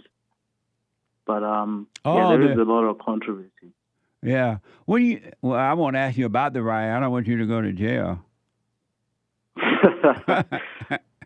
But anyway, Patrick, stay working on yourself. No matter what happens, what situations come along, you continue to work on yourself, all right? Thank you, Jesse. Appreciate it. You're welcome. Any other question about that? No, I'll call back. Not at the moment, but thank you so much. All right, good to meet you, brother. Okay. Wish you well. You too. Thank you. Bye. Bye now. 888-7753-773. Let me go to Eddie, a first-time call out of California. Eddie, welcome to the show. You're on the air. How's it going, brother? All is well. Thanks for calling. Hey, I just wanted to know where you get your you had your yellow Men's Month T-shirts. I looked on your website. I can't find them. The yellow men, you know what you're talking about that? I think Hake knows what I was talking about. Rebuildingtheman.com/stores. Have you tried that? I went, but they don't have the yellow one. Oh, it's not you in were yellow? wearing it the other day. Let me look into that. It may not be offered in yellow in the current, like the company that's Hake is printing it telling now. me, Hake is coming in and he's going to explain to you. Oh yeah, what there's it a is. gold one there. I'll buy 4 of them. I want to buy like 4. It's under the color gold. Okay. Come, Hake. Oh. Yeah, try. Oh, it's not yellow. It looks yellow, but it's gold. Well, it's called gold. Oh, hold on a minute. What the?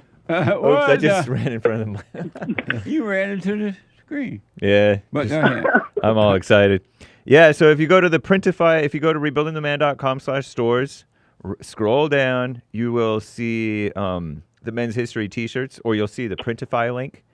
And you click on the Printify link, and you will see it's called amazin-merch-store.printify.me.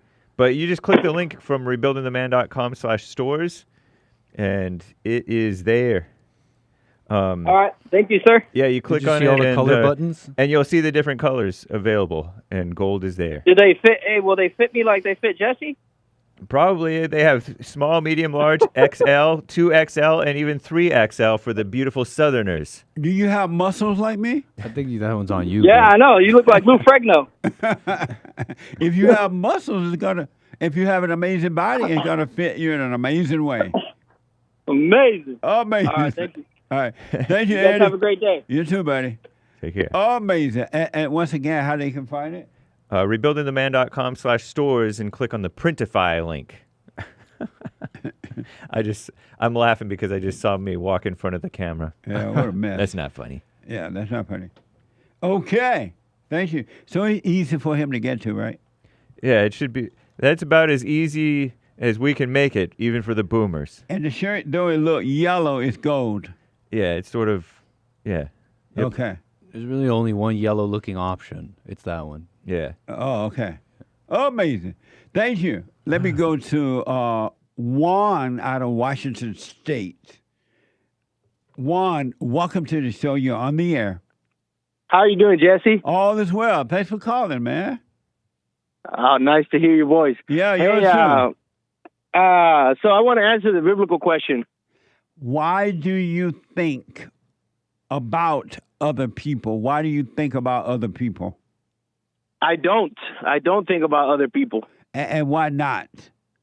I just, honestly, before I started overcoming, I've always noticed that talking or thinking about other people does me no good. One example I can give you is when I was 18, I used to carpool with my sister and 2 of my sisters and a sister-in-law to work. And every day when we would get out of work, they would just start tearing down the people, like talking behind the people that we worked with. Yes. Like, oh, did you see what this person was wearing? Or did you hear what this person was saying? And like, I remember telling them, like, as an 18-year-old, I remember telling them, like, do you guys notice that you guys do that? Like, you guys, as soon as you guys get out of work, all you guys do is start talking about other people. And right there, the questioning and they would just stop. Like, it would just shut them down. Yeah. And I remember the other day, my daughter asked me, she was like, Dad, do you think about me when you're at work? And I told her no. And she was surprised by it. She was like, how could you say that? I was like, because I'm at work. If I'm at work, I need to be focused on what I'm doing at work. And I told her, I was like, it doesn't mean that I don't love you. It means that when I'm with you, I enjoy your presence. I enjoy being around you. But when we're not together, we're just not together. And there's nothing to think about. And then she kind of got it. But yeah, how old is your daughter? My oldest is 10, and my little one is 8. And so it was the 10-year-old asking you that? Yeah. Amazing. She asked me if I don't think about her when I'm at work. Yeah. And I was like, no, because it doesn't help me at work. Thinking about you won't help me at work, so why would I think about you? That's amazing. Well, I appreciate you responding to the biblical question, Juan, and I'll put my little 2 cents in on Sunday. How's everything else going for you now? Oh, all hell is breaking loose outside of me. but I'm at peace. I'm chilling. Good, man. The wife, I told her that I wanted to sell the house and give her half of the money that we get in profit, and I take my half, and she can continue on with her life and do whatever she needs to do. And she doesn't want to do that. She wants to get lawyers involved. She wants to make a whole deal about it and trying to go the legal way. I noticed that one thing about not all, but most women, whatever the man want to do to make it right, she gonna go against that because in her mind she thinks she's controlling him, and so whatever women like, they pay really close attention to men, to their husbands, to their boyfriend, to other men, and whatever it is that is important to him. Whatever it is that he want to do and it's the right thing to do, she's not going to do it. Because the evil won't let her do it because it wants to cause confusion. It wants to give the man pain. And that's why your wife is acting that way. You're trying to do it the right thing based on what you've said, and yet she's not going to do it because she's listening to hell. And then you bring in all the lawyers, they're going to take your money and everything. Yeah, that's what I told her. I was like, listen, if we sell the house ourselves, we don't have to pay the lawyer fees or none of that stuff. But if you get the lawyers involved, they're going to want a piece of the cake. Yeah. And they're going to start charging, and then it's going to be a whole mess. So one thing that I realized, Jesse, was that God will give you what you need, and the devil will give you what you want.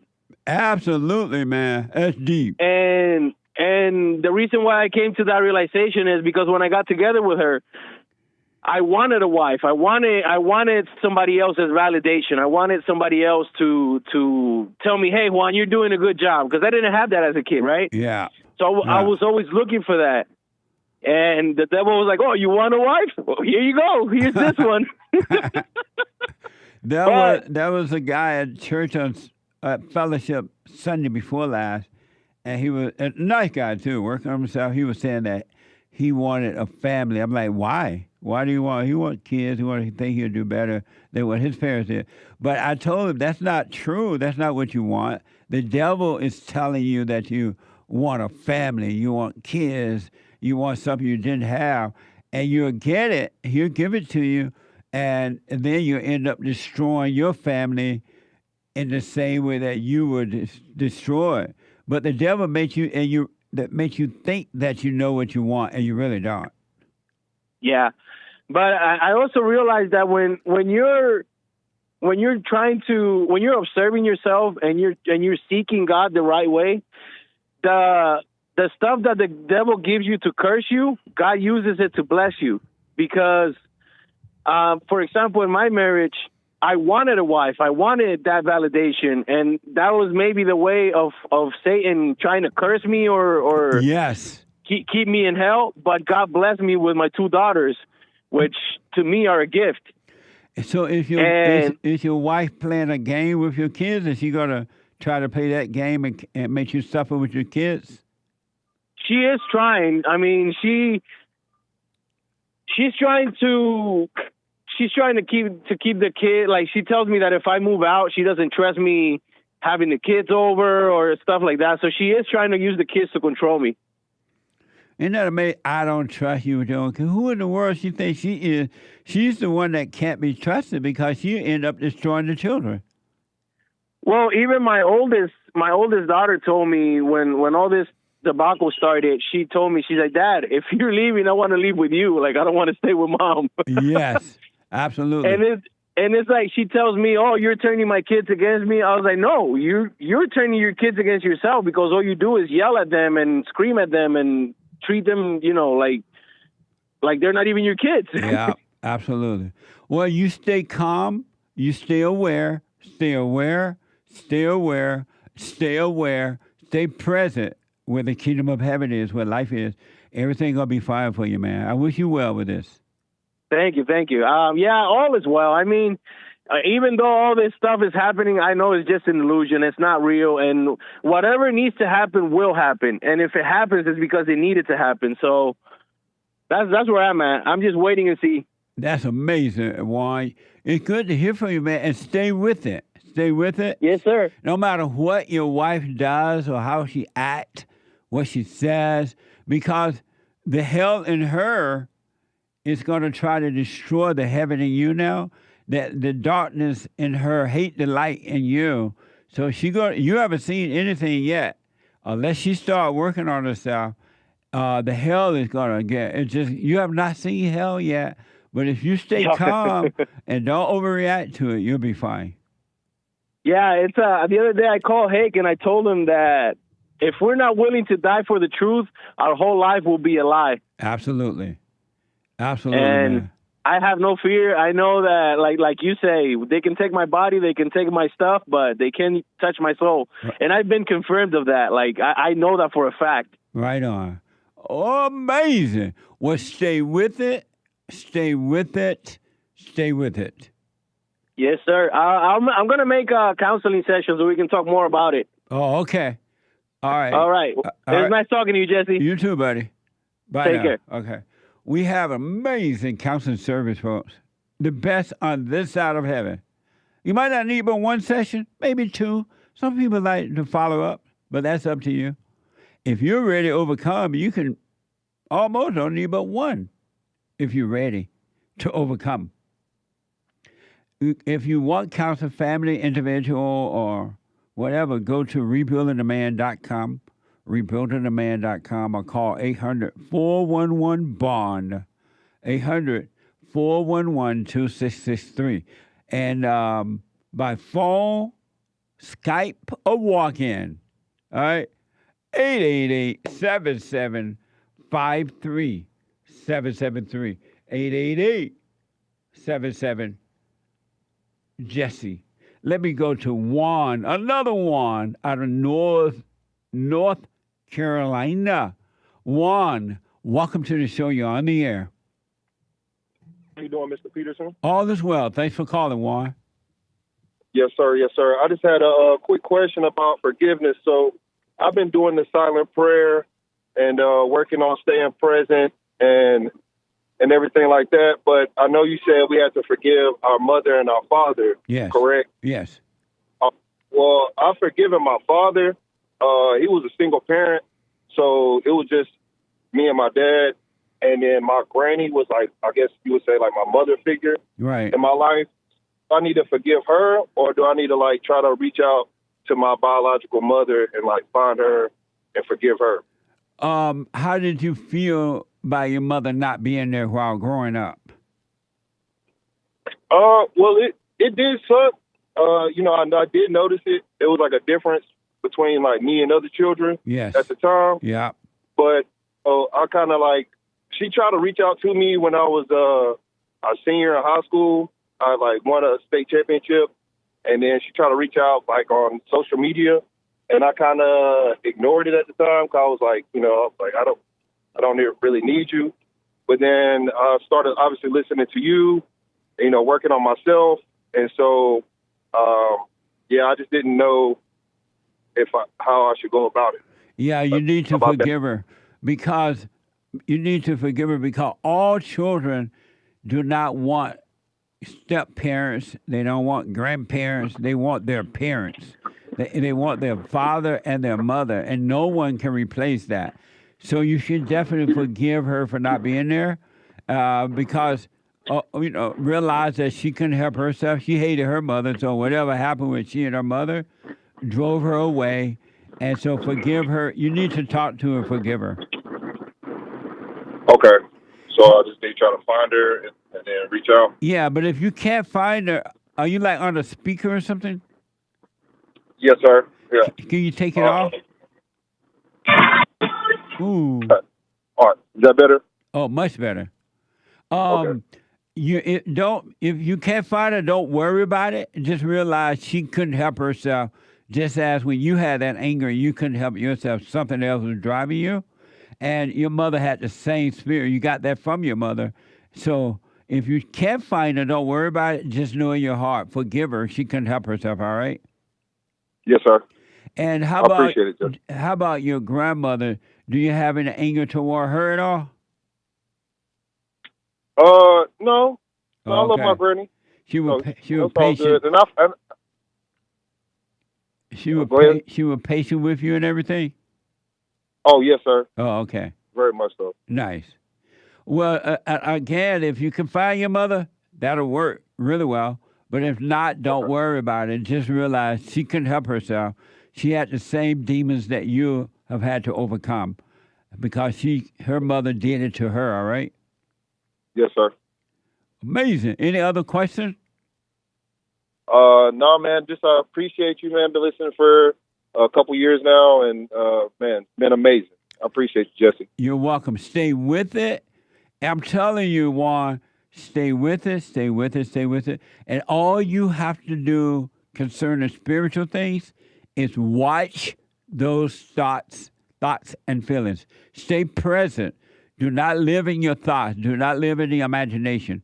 Do not think about tomorrow or yesterday. Stay present, and you're going to be stunned how your life will open up for you. It's just going to get better, all right? Yes, sir. I appreciate you, Jesse. Thank you so much. You're welcome, buddy. Thanks for calling. Yes, sir. Have a good one. You too. 888-7753-773. Let me go quickly to Canada and talk to a first-time caller, Jeas, Jeas, J-E-A-S. Jeas, welcome to the show. You're on the air. Hey, Jesse. Hey, thanks for calling. Can you hear me clearly? Yes, I can. Okay. I wanted to talk to you about seeking the kingdom of heaven. Okay. So I've dropped everything to seek the kingdom, and feeling very anxious right now. I don't know why, but relax. It's just Jesse. Yeah. So I actually forgave my mother yesterday.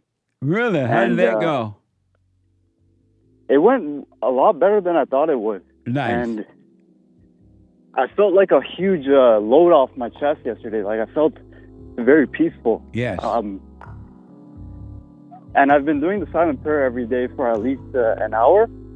Nice. And Yes, hold for me. Can you hold? Sure. Let me take a break. We are at the top of the hour on this. One more hour to go. Manhood Hour is coming up. Hake is coming in with the hate news, not the fake news. And I'll be back in a moment. 888-77-JESSE. Back in a moment.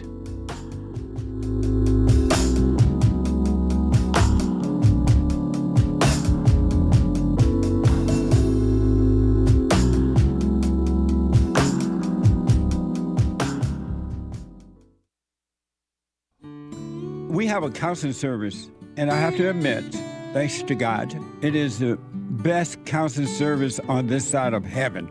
I counsel with men and women, families, individuals around the world. Most people are unhappy, they're miserable, they have rough lives, they're depressed, suicidal, young and old, of all races. I understand, I know why, and I do understand it. Because exactly what's happening in me is happening with everybody outside of me, inside of them. And I've noticed that with those who really, really, really want to understand, they overcome it just like that, out of one counseling session.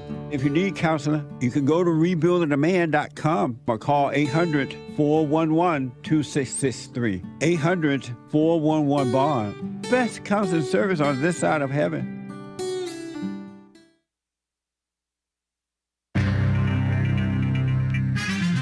A whole lot of mess going on in the world. This is the end of hour 2 of the Jesse Lee Peterson Show. It is Wednesday, August 14th, AD 2024. The lines are full, guys. JLP will be right back to your calls and Manhood Hour in the third hour today. But first, Hake News, not fake news. Commie Nonsense Network, CNN reports our greatest president, Donald J. Trump, continuing to describe the so-called vice president, cackling Kamala Harris, as her elevation to the top of the Democrat ticket as, quote-unquote, unconstitutional. Trump is saying that of Kamala's being so-called vice presidential candidate. He's accusing her in taking part in a coup because they have a incompetent so-called president, seemingly incompetent. No serious effort is underway to challenge Kamala Harris's status as the Democrat nominee, so says Commie Nonsense Network. But some of Trump's critics warn that he could be laying the groundwork to question the outcome of 2024 if he loses a second time. They're in their imaginations. Democrat National Committee made it official last week. Kamala Harris and Minnesota Governor Tim Walz are the party nominees for president and vice president, despite that no voters voted for either one of them, respectively, at least not in the primary, because they didn't have a primary. It was going to be just Biden. Delegates held there was a little bit of a primary, huh? Delegates held a virtual roll call ahead of the convention, with Kamala receiving 99% of the votes from those so-called delegates, those who participated. Republicans have acknowledged that after the DNC vote, there is no longer any path to challenge Kamala's placement on ballots. So they say. What a mess. Maybe they want to run against her because she's so lame. Campus protests. A federal judge ruled yesterday, that the UCLA up here, University of California, Los Angeles, cannot allow pro-Palestinian protesters to block Jewish students from accessing classes in other parts of campus. Duh. This marks the first time a U.S. judge has ruled against a university over the demonstrations that against the Israel-Hamas war on college campuses earlier this year, which were turned into riots. These trashy people. In a lawsuit filed June, 3 Jewish students at UCLA alleged that they experienced discrimination on campus during the protests because of their faith, and that the school failed to ensure access to the campus for all Jewish students. UCLA argued they have no legal responsibility over the issue, but the judge ruled the university is prohibited from providing classes and access to campus buildings if Jewish students are blocked from them. What a mess. Ukraine, that incursion, they're invading Russia. Russian border region of Belgorod declared an emergency today after new attacks by Ukrainian forces, with Kiev claiming control of hundreds of square miles of Russian territory after its rare cross-border incursion. Tens of thousands of Russians been forced to flee their homes this week as a result of Ukrainian troops pushing toward the region. Regional authorities now appealing to the Russian government to declare a federal emergency. The incursion, the first time foreign troops have entered Russian territory since World War II, is a major embarrassment, supposedly, for the Kremlin, so says CNN. Russian President Vladimir Putin vowed to kick the enemy out of Russia, but its supposedly burned out military, that's Commie Nonsense's words for it, has yet to stop the Ukrainian advance. What a mess. Make a deal, how about? Anyway, cancer research crooked Joe Biden.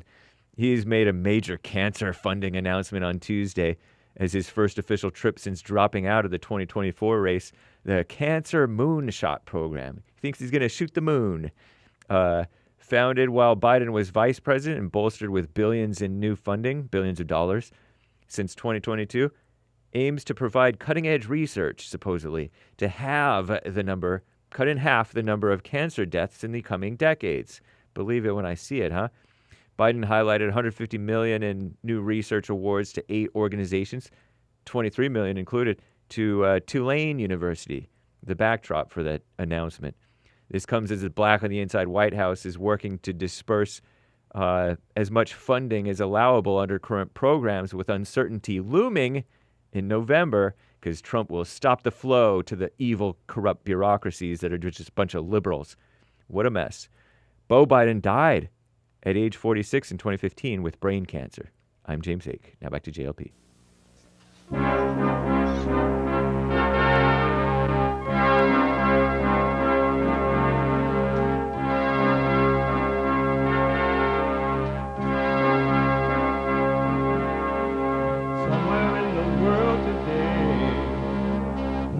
got to stand up strong. Face the truth about themselves to understand what went wrong. I know we can find a way. I know we can find a way. I know we can find a way to stand up, stand up,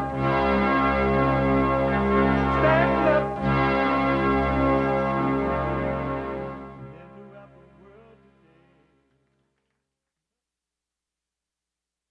Uniting the races with truth instead of dividing them with lies. We're also rebuilding the family by rebuilding the man. I am Jesse Lee Peterson. Welcome to the third hour of the show today. You can get involved by calling 888-7753, 773, 888-77-JESSE. And my biblical question for this week, why do you think about other people? Why do you think about other people? Amazing question. We have every way that you can watch and support the show listed on JesseLeePeterson.com/show. JesseLeePeterson.com/show. And if you're busy, because we are heard around the world by everybody, and they mama. And if you're white, their mama. You can be listening to the show if you're busy by on your phone or iPad by calling the listen line at 605-615-4131. 605-615-4131. You can also podcast all of the shows as well. And to donate, and we got to get to your super chats, to donate and have your comments read out loud, go to Buy Me a Coffee. BuyMeACoffee.com/JLP Talk. BuyMeACoffee.com/JLP Talk. A Bond JLP Cash App. Bond JLP Cash App. So it's Wednesday. And the last hour of every Wednesday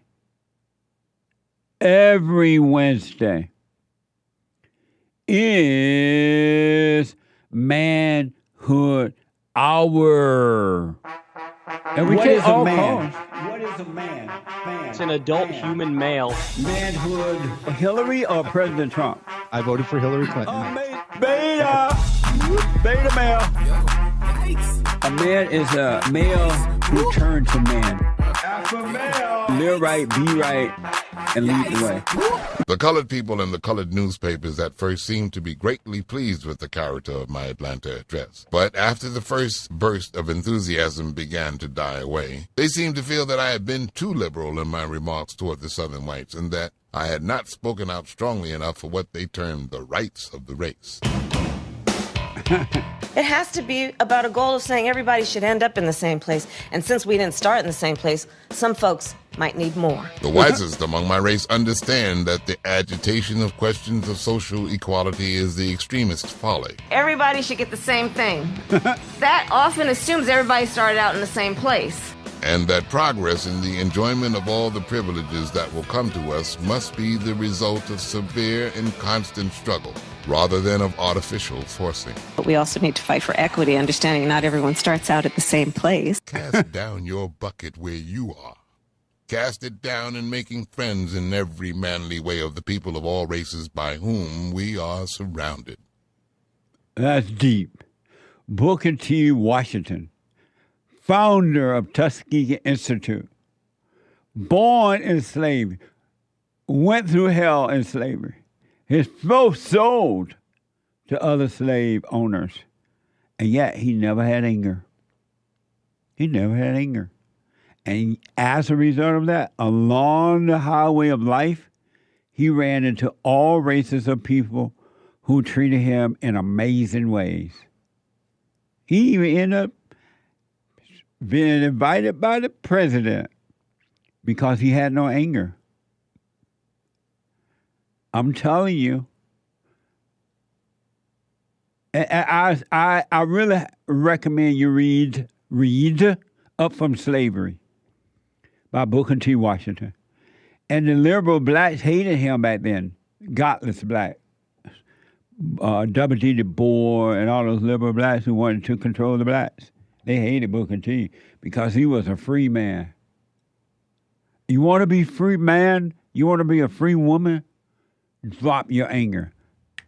You can drop it. Just like that and be free.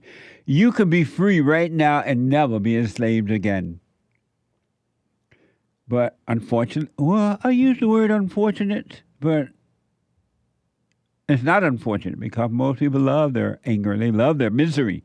They love their hell. They love their fights within themselves and with others. They thrive on it. They roam the earth to see who they can devour. Human beings are evil. Be not deceived.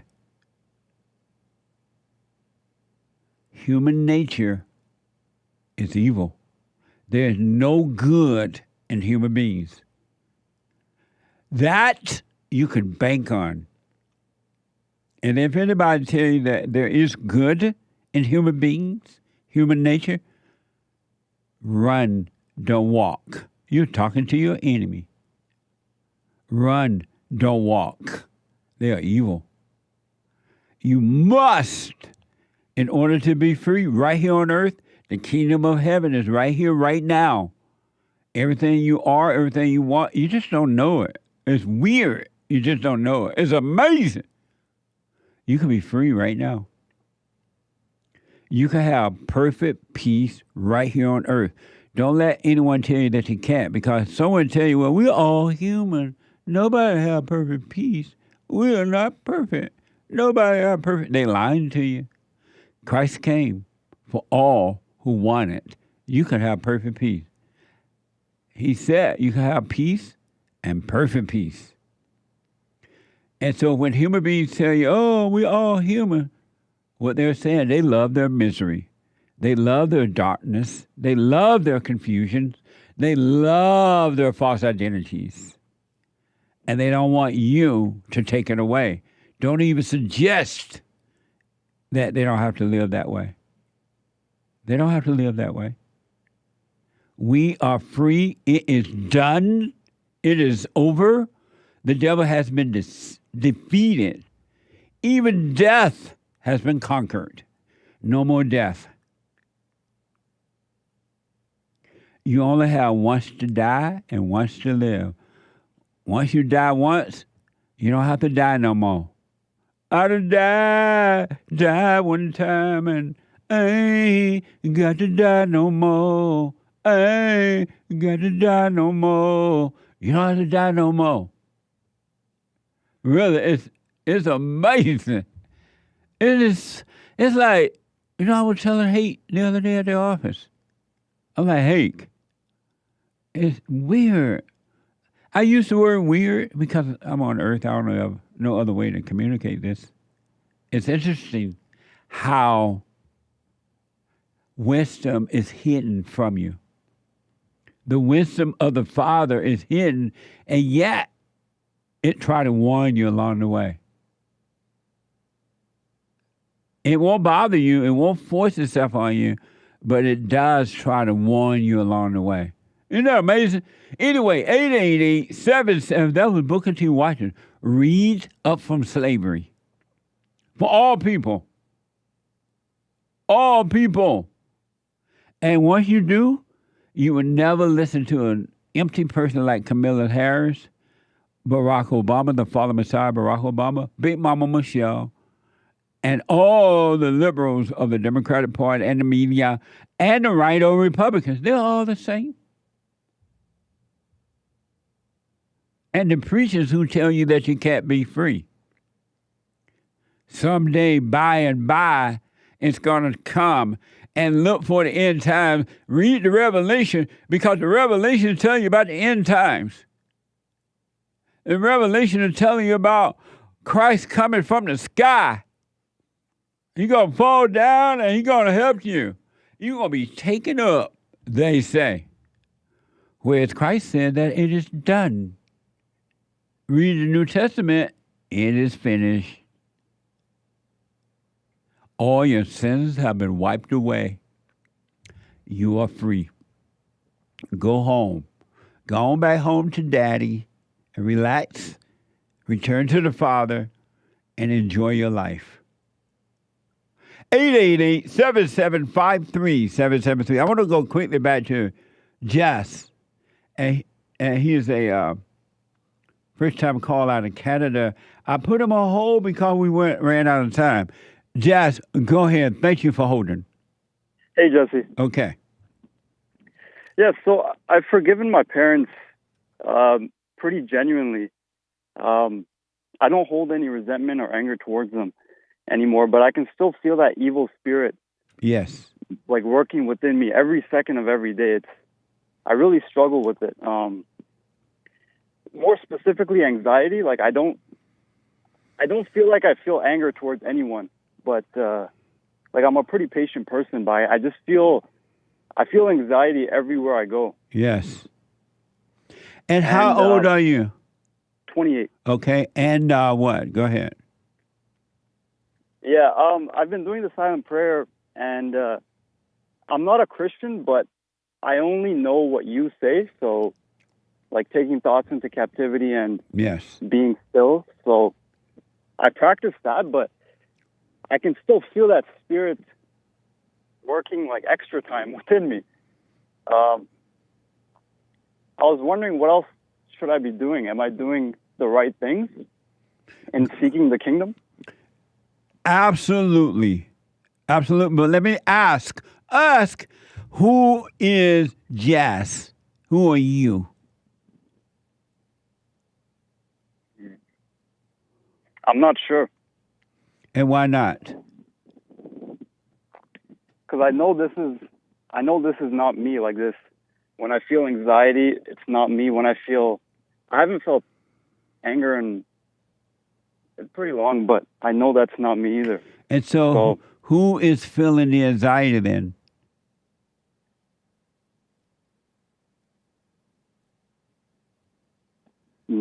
Not me.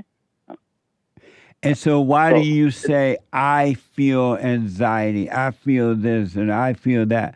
Why do you call it you? I'm not sure.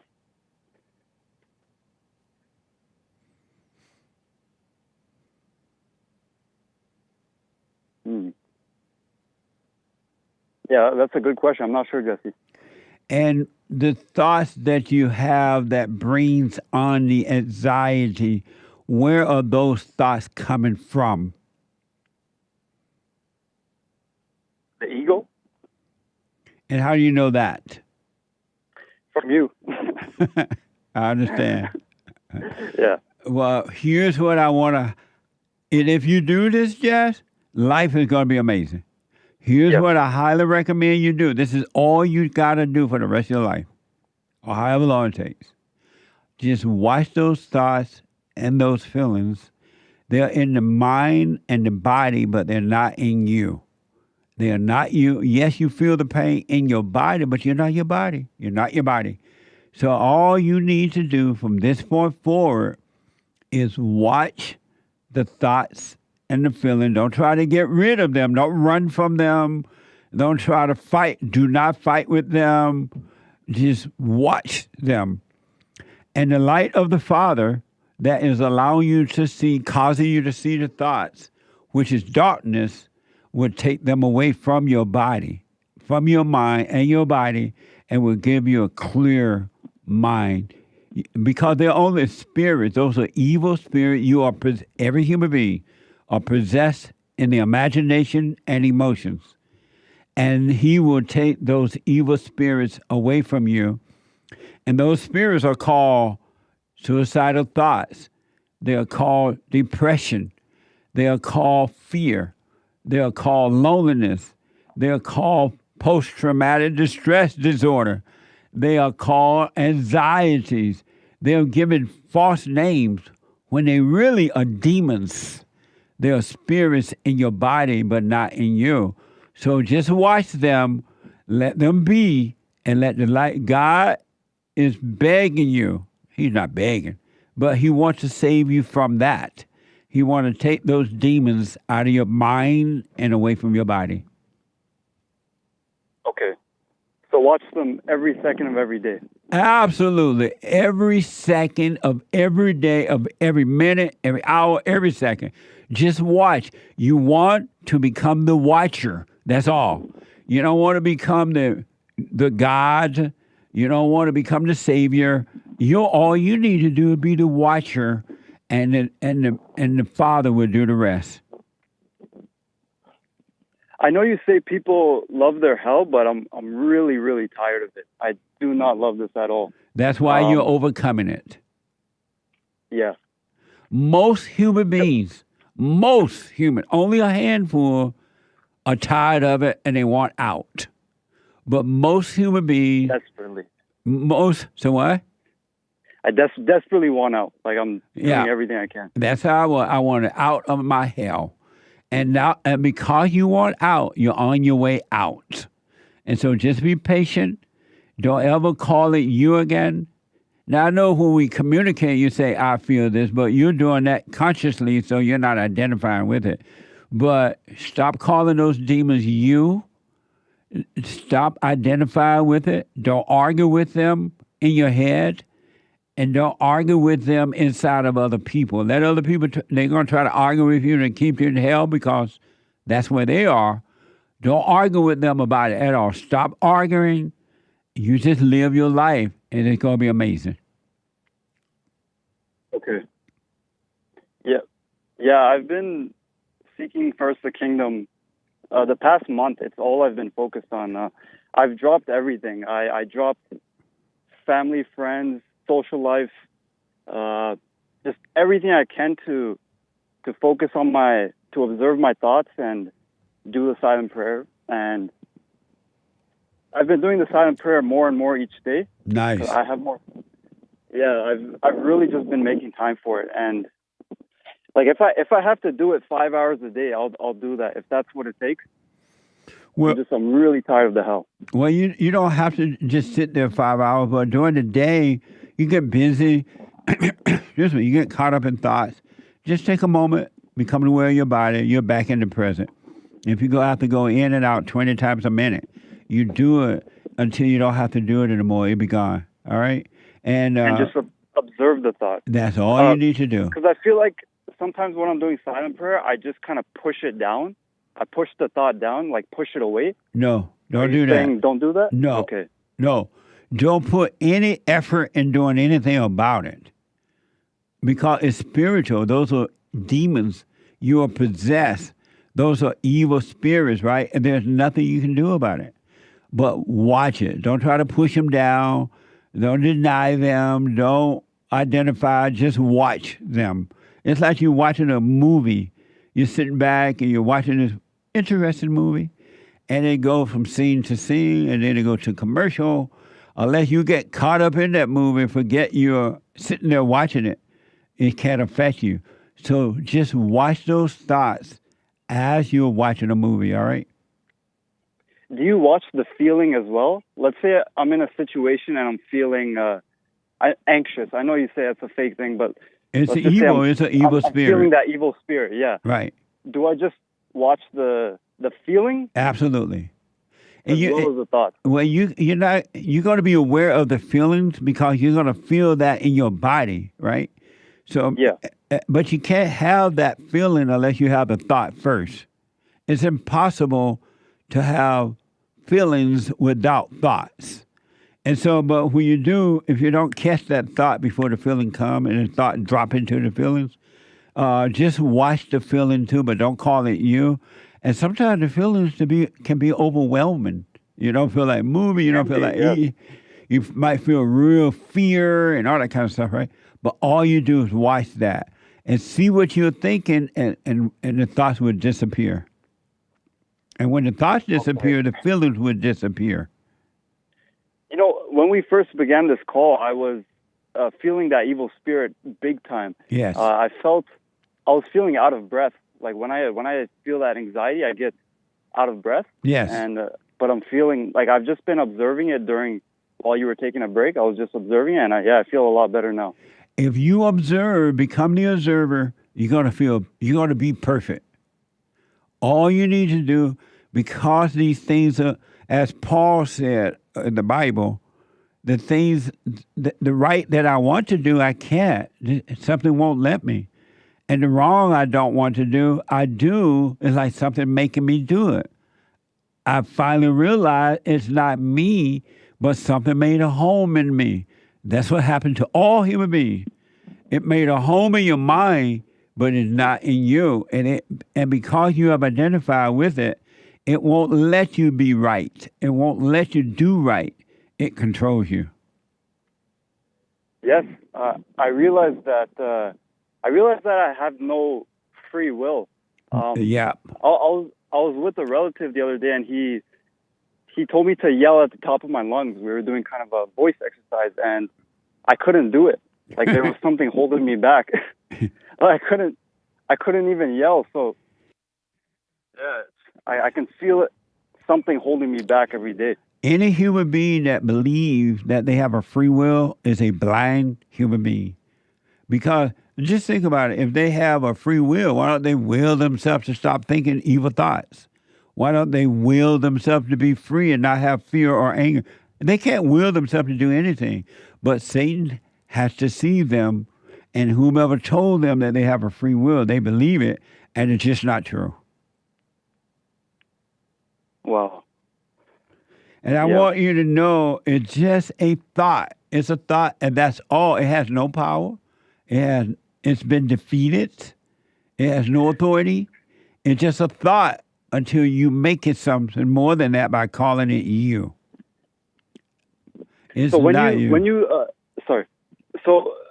you get a positive thought, is that the devil just trying to bait you in? 100%. Absolutely. No such thing as a positive thought. Okay, I got you. Positive thinking is positively wrong. No such thing as a positive thought. Because sometimes I get a thought and it turns out to be right, and so I'll start to believe the thought. Because since I was like, okay, that thought was right. Yeah, it's tricky. It's kind of like I'm being baited in, but most thoughts are wrong. Yes. So but the ones okay, I got you. Positive thoughts and negative thoughts are wrong. They're both imposters. Okay. It's like when you break up with a girl, right? And you were in love with her, and you thought she loved you, and now you're breaking up, and she's going with someone else or not. And you think about her, and you start to play sad dock of the bay, sitting by the dock of the bay, waiting till the time go by. And you feel like, oh, I love her so much. I want to get back with her. I want her back. I can't live without her. I love her. That was the best thing ever happened to me. It's not true. Those are just thoughts about her. That doesn't mean you miss her or want her or anything. It's just a thought that's making you think about her, and the thought make you think you want her back. But when in reality, you're still empty. And what has happened is because she's gone, you're now aware of the emptiness that was covered up about his fake love with a woman or anyone. It was fake love that was covered up like a drunk or alcoholic covered up the pain with alcohol. You cover it up with a woman, or the woman covered up with a man. And when the man is gone or the woman is gone, the emptiness is still there because you thought the emptiness was gone because you had a woman, or you had in a woman's case, she had a boyfriend or a husband. But it was all, the emptiness will cover up about the fake love. And so when you're breaking up with a woman, it's just thoughts. Let them pass. Don't identify with it. Don't go back to her. because it's just a thought. Likewise, it's like that with everything in your life. It's just a thought. Right. It's not real. Right. What about songs? What if a song is stuck? I get songs stuck in my head a lot. That's not considered a thought, right? You get the song, don't identify with it, and enjoy the song, let it pass. Okay. But don't let the song be your savior. Don't make it make you think that you're free of your pain. Okay. But music was given to you to enjoy, but not to identify with. Got you. Do you when you're doing a silent prayer, do you ever visualize? Like I was doing the silent prayer the other day, and I was really getting attacked by thoughts. Like they were just like normally it's one or two here and there, but it was just they were really coming in.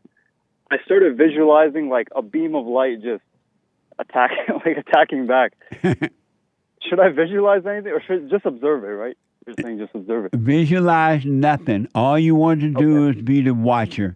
Now, if the light comes, if those lights come and they are real, you watch them whether they're real or not, but don't visualize. Okay. Yeah, if you get a lot of light, you watch the light. If you get darkness, you watch the darkness. If you get nothing, you watch the nothingness. All you want to do is be the observer of life and not the creator. Okay. Gotcha. Amazing, Jesse. Amazing. Amazing. So stay with it. Stay with it. Stay with it. And you mentioned that you let it go, your family, you let it go, all this stuff.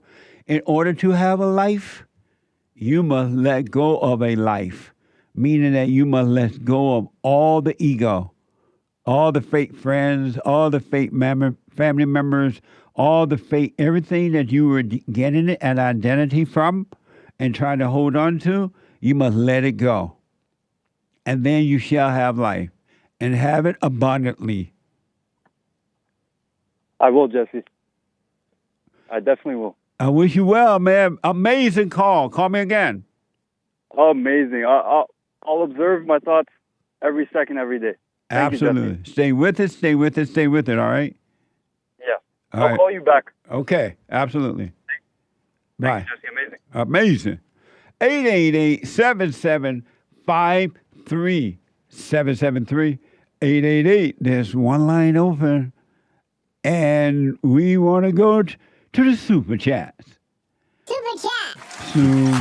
Super.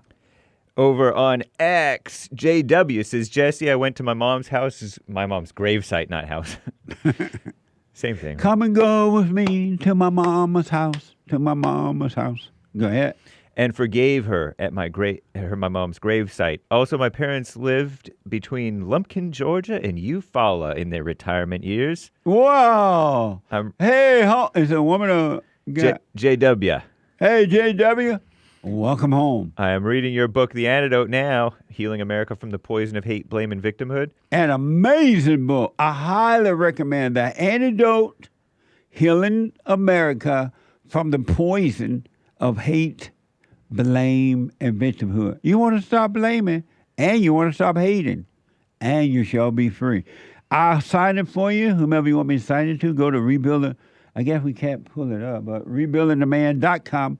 rebuildingtheman.com, or call 800-411-BOND, 800-411-2663 to order. And have listened to many of your videos on YouTube. Thank you for all you are doing. Thank you. I appreciate your support. Thank you.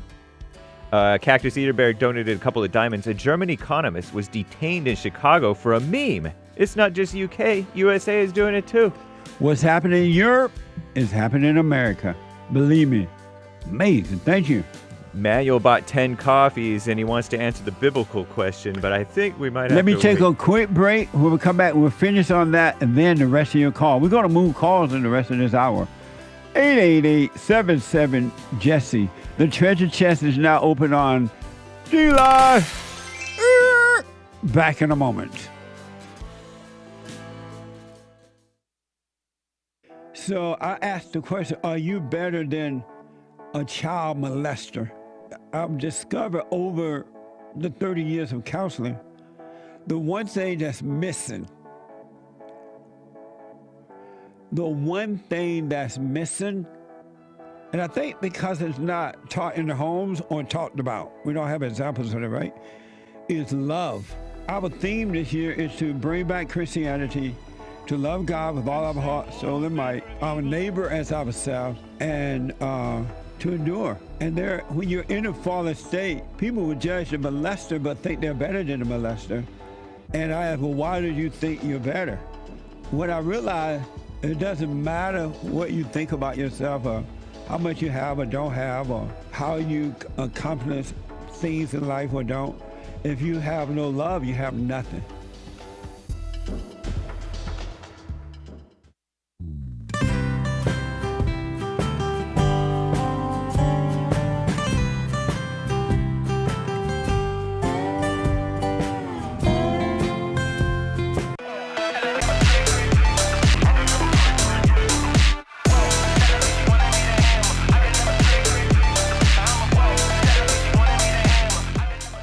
Bringing back, pointing the way to the order of God. Not my order, but God's order.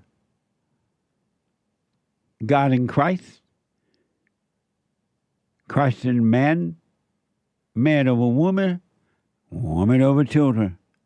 Nothing else is going to work but that. And to you little Christians, little Bible thumpers and non-Bible thumper Christians, I'm glad you're out there.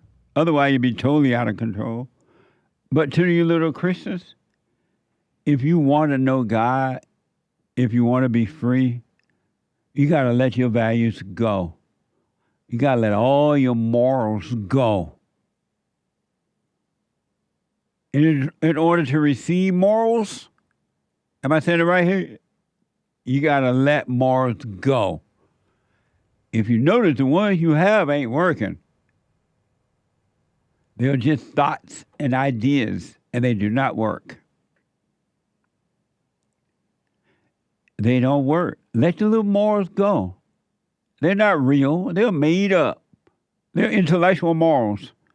You read it in the Bible, you thought that's what it meant. Let them go. Anyway, the Hake report is coming up at the top of this hour. The Hake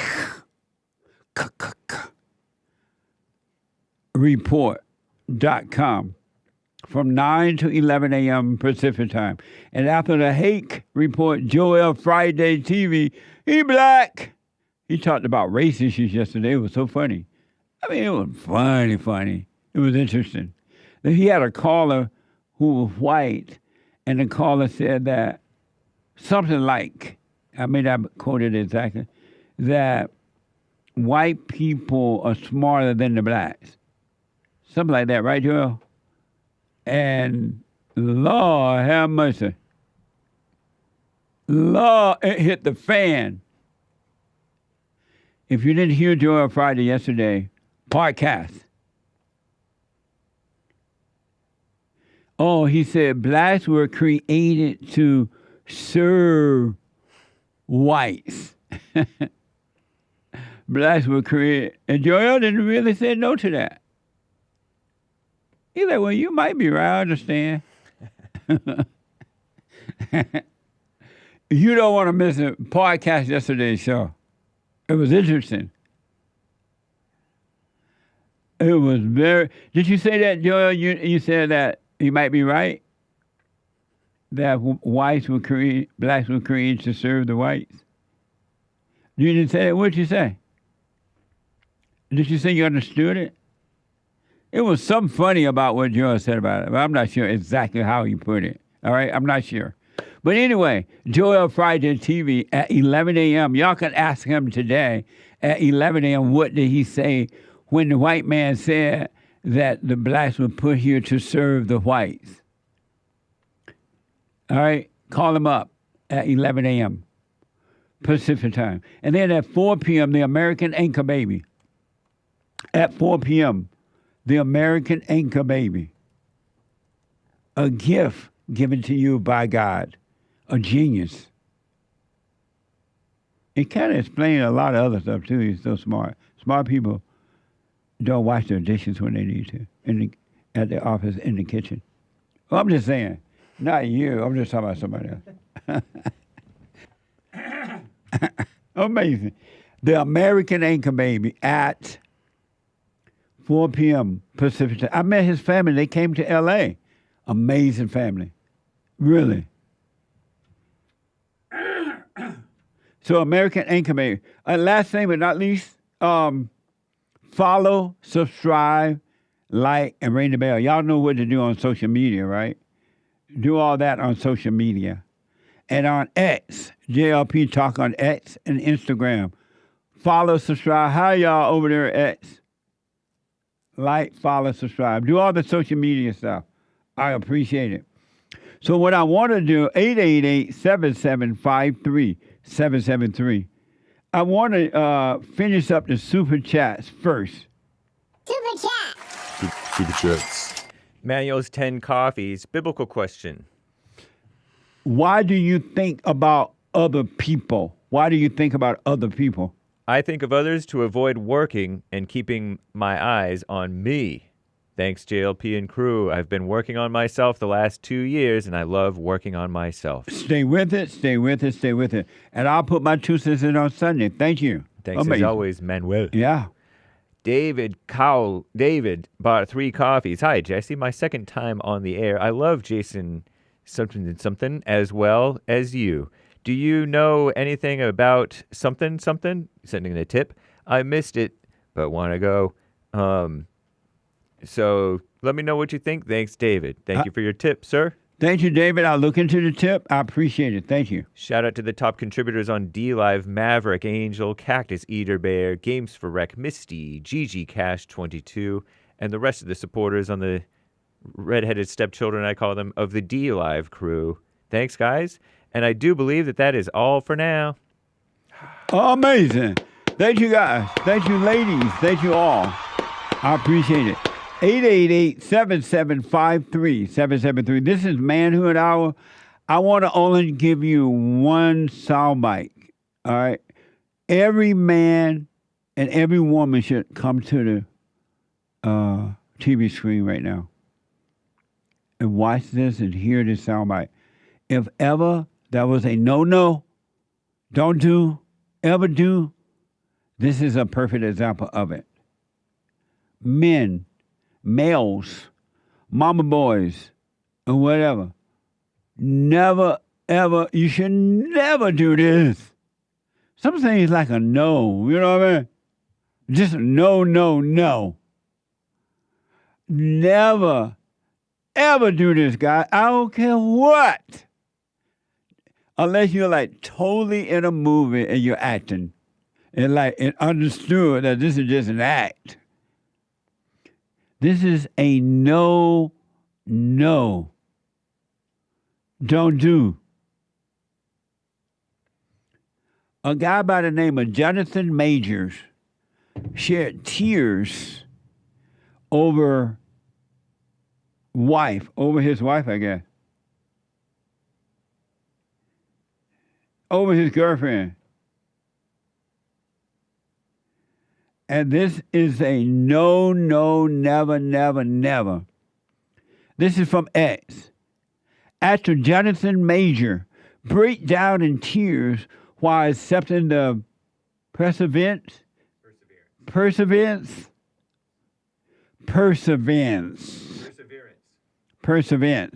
me hear it. Perseverance. Or whatever. Award. During the Hollywood Unlock Impact Awards.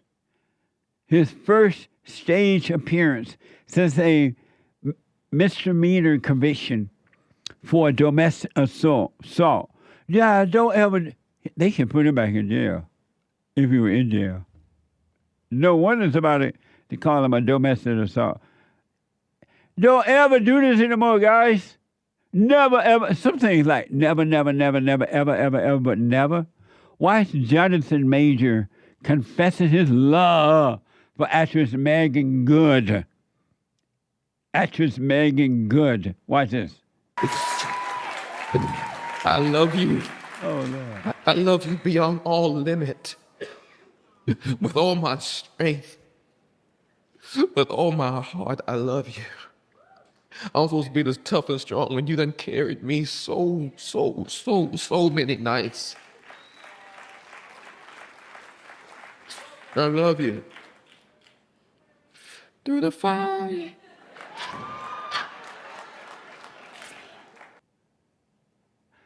I'm a pretend I think that guy was just acting. I just don't believe that was real. This is what's wrong with the blacks.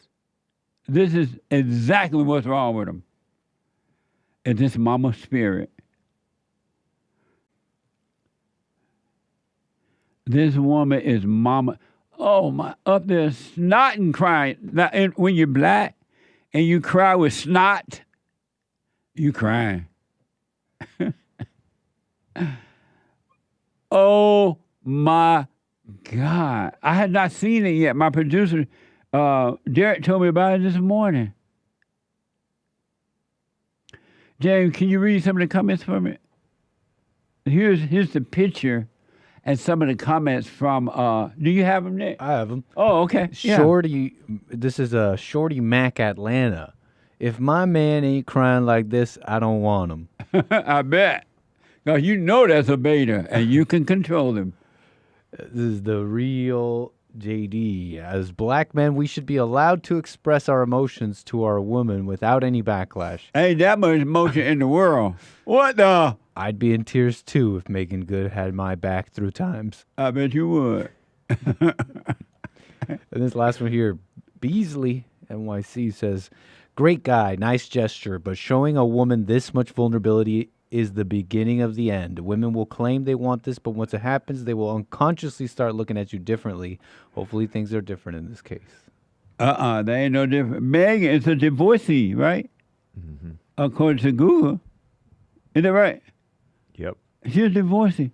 Men, white people, this is wrong with the blacks. This ain't about it ain't about no slavery.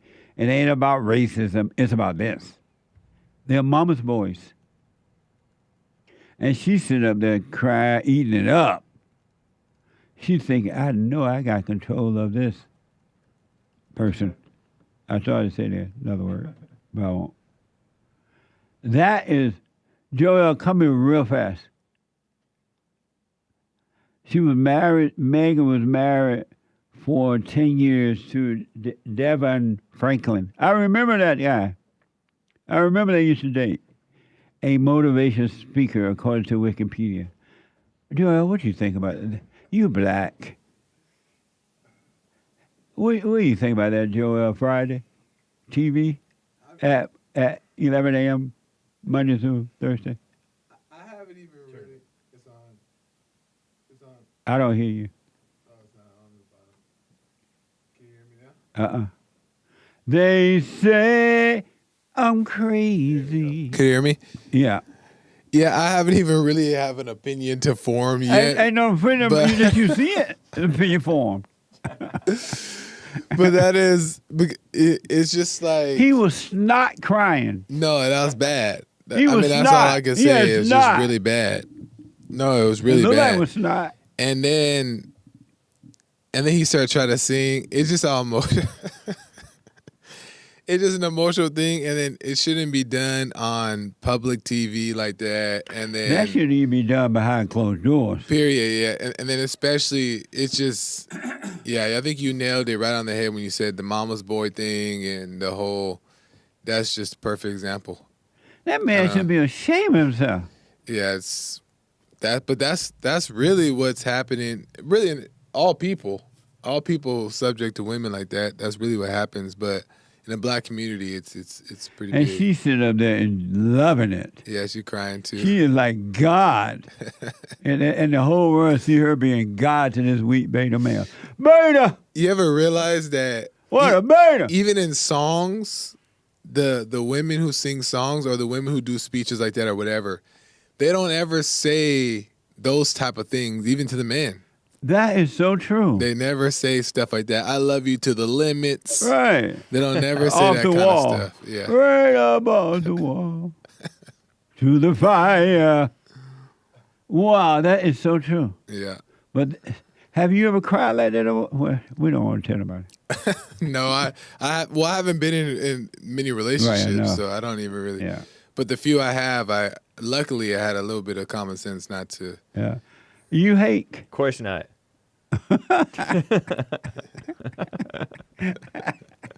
Why are you laughing? Because I act all tough. No. But no, I mean, inwardly, maybe. No, not even inwardly. What do you think he doing? You look at Hake like he crazy. No.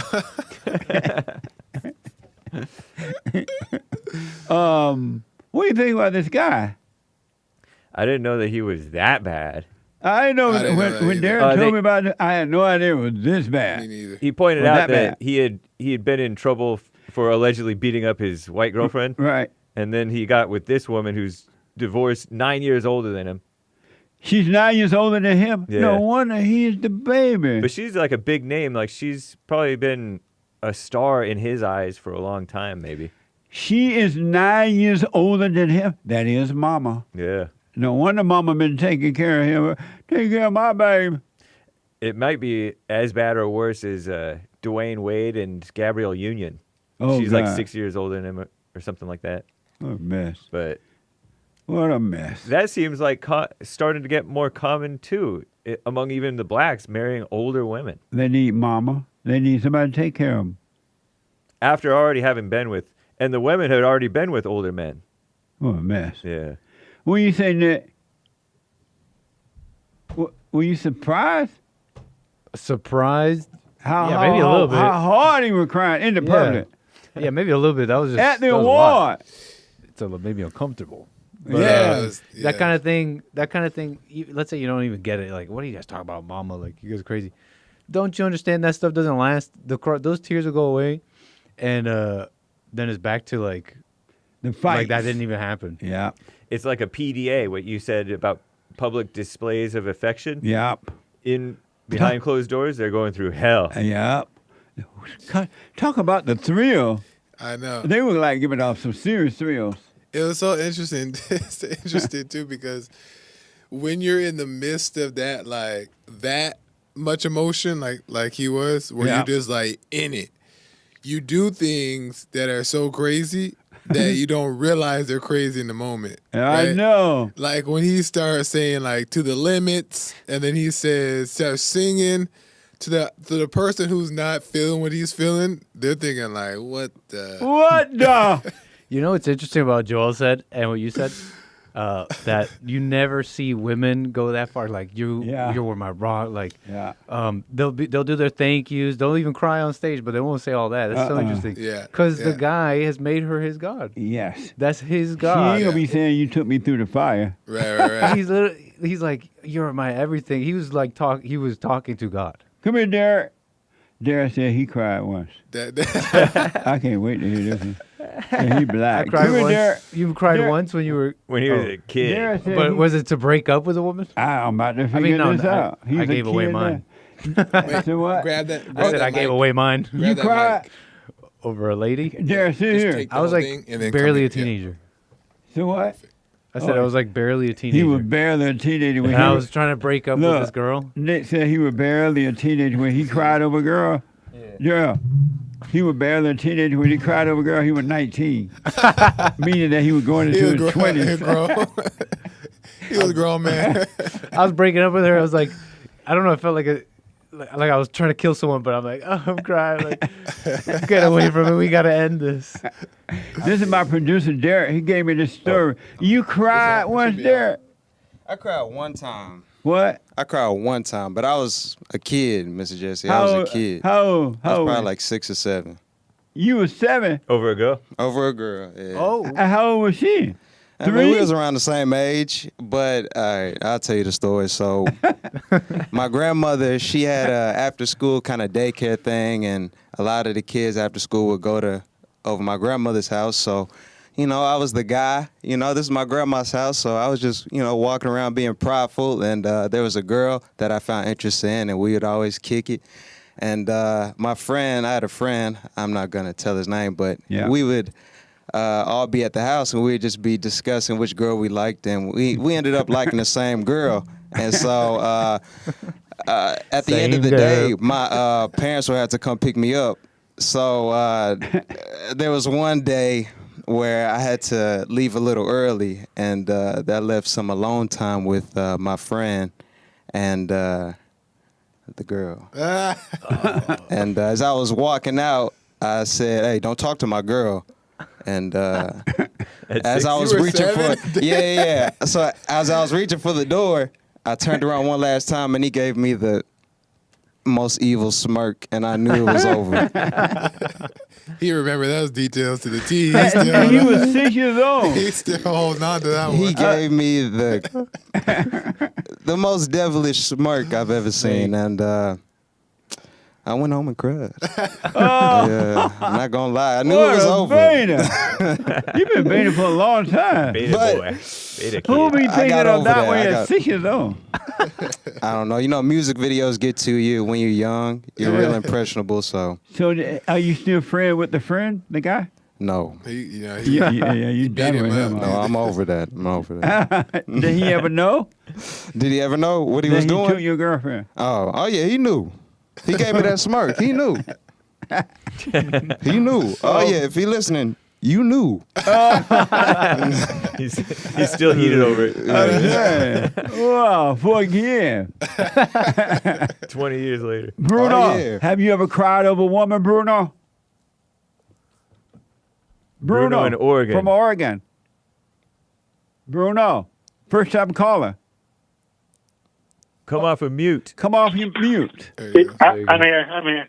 Have you ever cried over a woman like that? Oh, yeah. You have?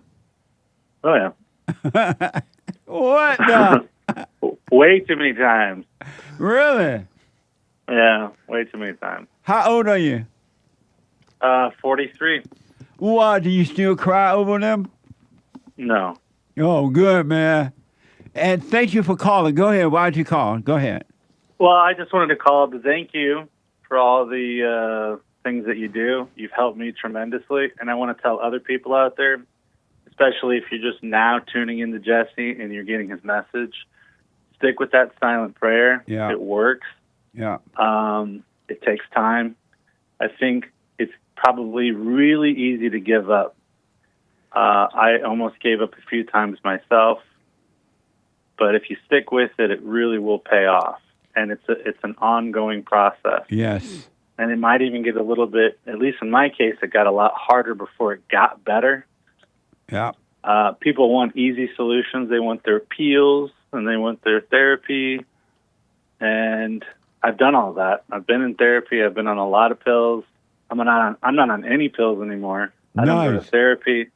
I just do the silent prayer. I don't even have to do the silent prayer as much these days because I'm so aware of the thoughts. Amazing. I think it's a good way to start and practice and get used to the process of observing and being the observer and being a spectator rather than a participant or an orchestrator of your life. Yeah, absolutely. And so it allows you to plug into the present. But once you get used to that process, you may not need the silent prayer quite as much, but it's something that you should stick with for as long as you possibly can because it will get better and better and better. I was in your studio just a couple months ago, and I gave you a picture. If you remember, I drew you a picture. Oh, you did? And I gave it to you. Amazing. And that was my way of saying thank you. I'm going to have to show that picture again. It's an amazing picture. It's in the office? Yeah. Yeah. That was my little way of saying thank you for all that you do. It made a huge impact on my life because several months ago, I was suicidal. I was on 3 different antidepressants. I was in therapy. And even with all of that, I was a complete wreck. I was not getting any better. The pills didn't help. The therapy didn't help. Talking to people didn't help. In fact, talking to people probably made it worse in a lot of ways. And people will give you advice all day long. Do this. Go talk to this person. Get on this medication. Talk to this doctor. Yeah. None of it works. None of it will free you from your misery. None of it will free you from yourself. Other people cannot free you from your misery. Stay with it. Stay with it. You see the picture? Are you watching it show right now? I can't see it. I've already seen it. I'm the one that drew it. Oh, but I'm showing it right now. Oh, okay, cool. Nice. This is an amazing picture. Thank you, man. Yeah, thank you for all that you do. And like I said, to your other listeners, especially those just tuning in, I was, at the very beginning, the first thing I heard you say was all thoughts are all lies all the time. Yeah. And I was extremely suicidal. And I don't know why I heard that message at that time, but I thought, I got to know what that means. What is he talking about? Right on. Because I've been listening to your Fallen State channel for a long time. I liked the political stuff, but I didn't even know about this channel. Right but when I on. heard that message from you, I thought, I gotta figure out what he's talking about. And then I just tuned in every day, and I started doing the silent prayer. And then, like, Amazing. one day I just dropped all my pills. I got out of therapy, and my life has been better ever since. Bruno, thank you for And your so- call. I got to run. Thank you for the picture. Okay. Call me again, all right? Thank you, Jesse. All right, Yep, buddy. take it easy. All right. The Hake report. You cried at 6 years old. What? I was a small boy. And you cry and you ain't forgiven that guy all your life. I had to forgive my father. See, You have to forgive that I'm boy. just blame too. my father. The Hake report is coming up now. After the Hake report, Joel Friday TV at 11, and then at 4 p.m. the American Anchor Baby at 4 p.m. Thank you for your super chats and donation. I do appreciate it and all your support. And Sean, a first-time call out of Arkansas, better known as Arkansas. Gilbert out of Texas, and the caller that just dropped. I'm out of time. Tomorrow is Bible Thumper Thursday for everybody, but Bible Thumper Thursday tomorrow. The women's forum tomorrow night. The Hake report is coming up now. Don't forget to like, follow, subscribe, ring the bell, subscribe on all of our channels, punching.tv, everything. All right. You cried at 6 years old. I cried. And you got mad. You got mad at another guy at 6 years old over a girl. Satan comes at all ages. Talking about being a mama boy. It was Satan. Yeah, blame it on the devil. All right, bye, y'all. Take care.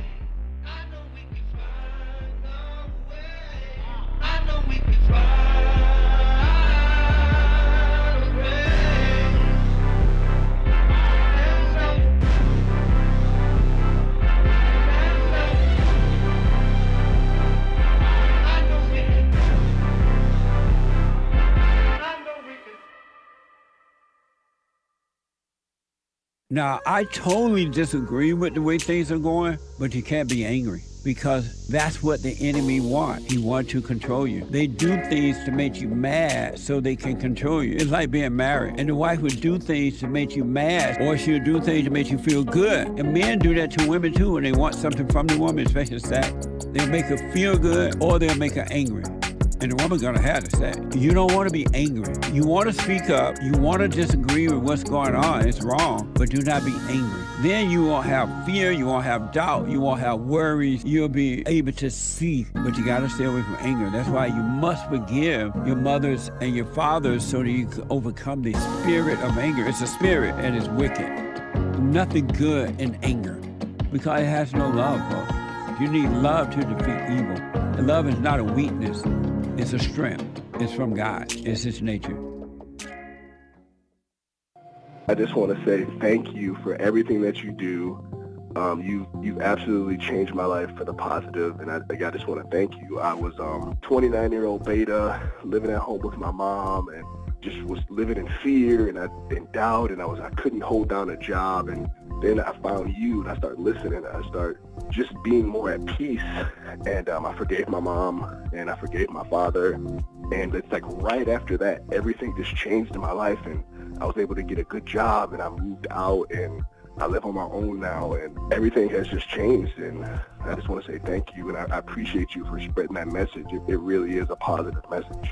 Amazing. That's good, man. I want people to know God loves us in ways that there are no words to express because you have nothing to compare it to, right? Stay with the silent prayer. You haven't seen anything yet. It gets better.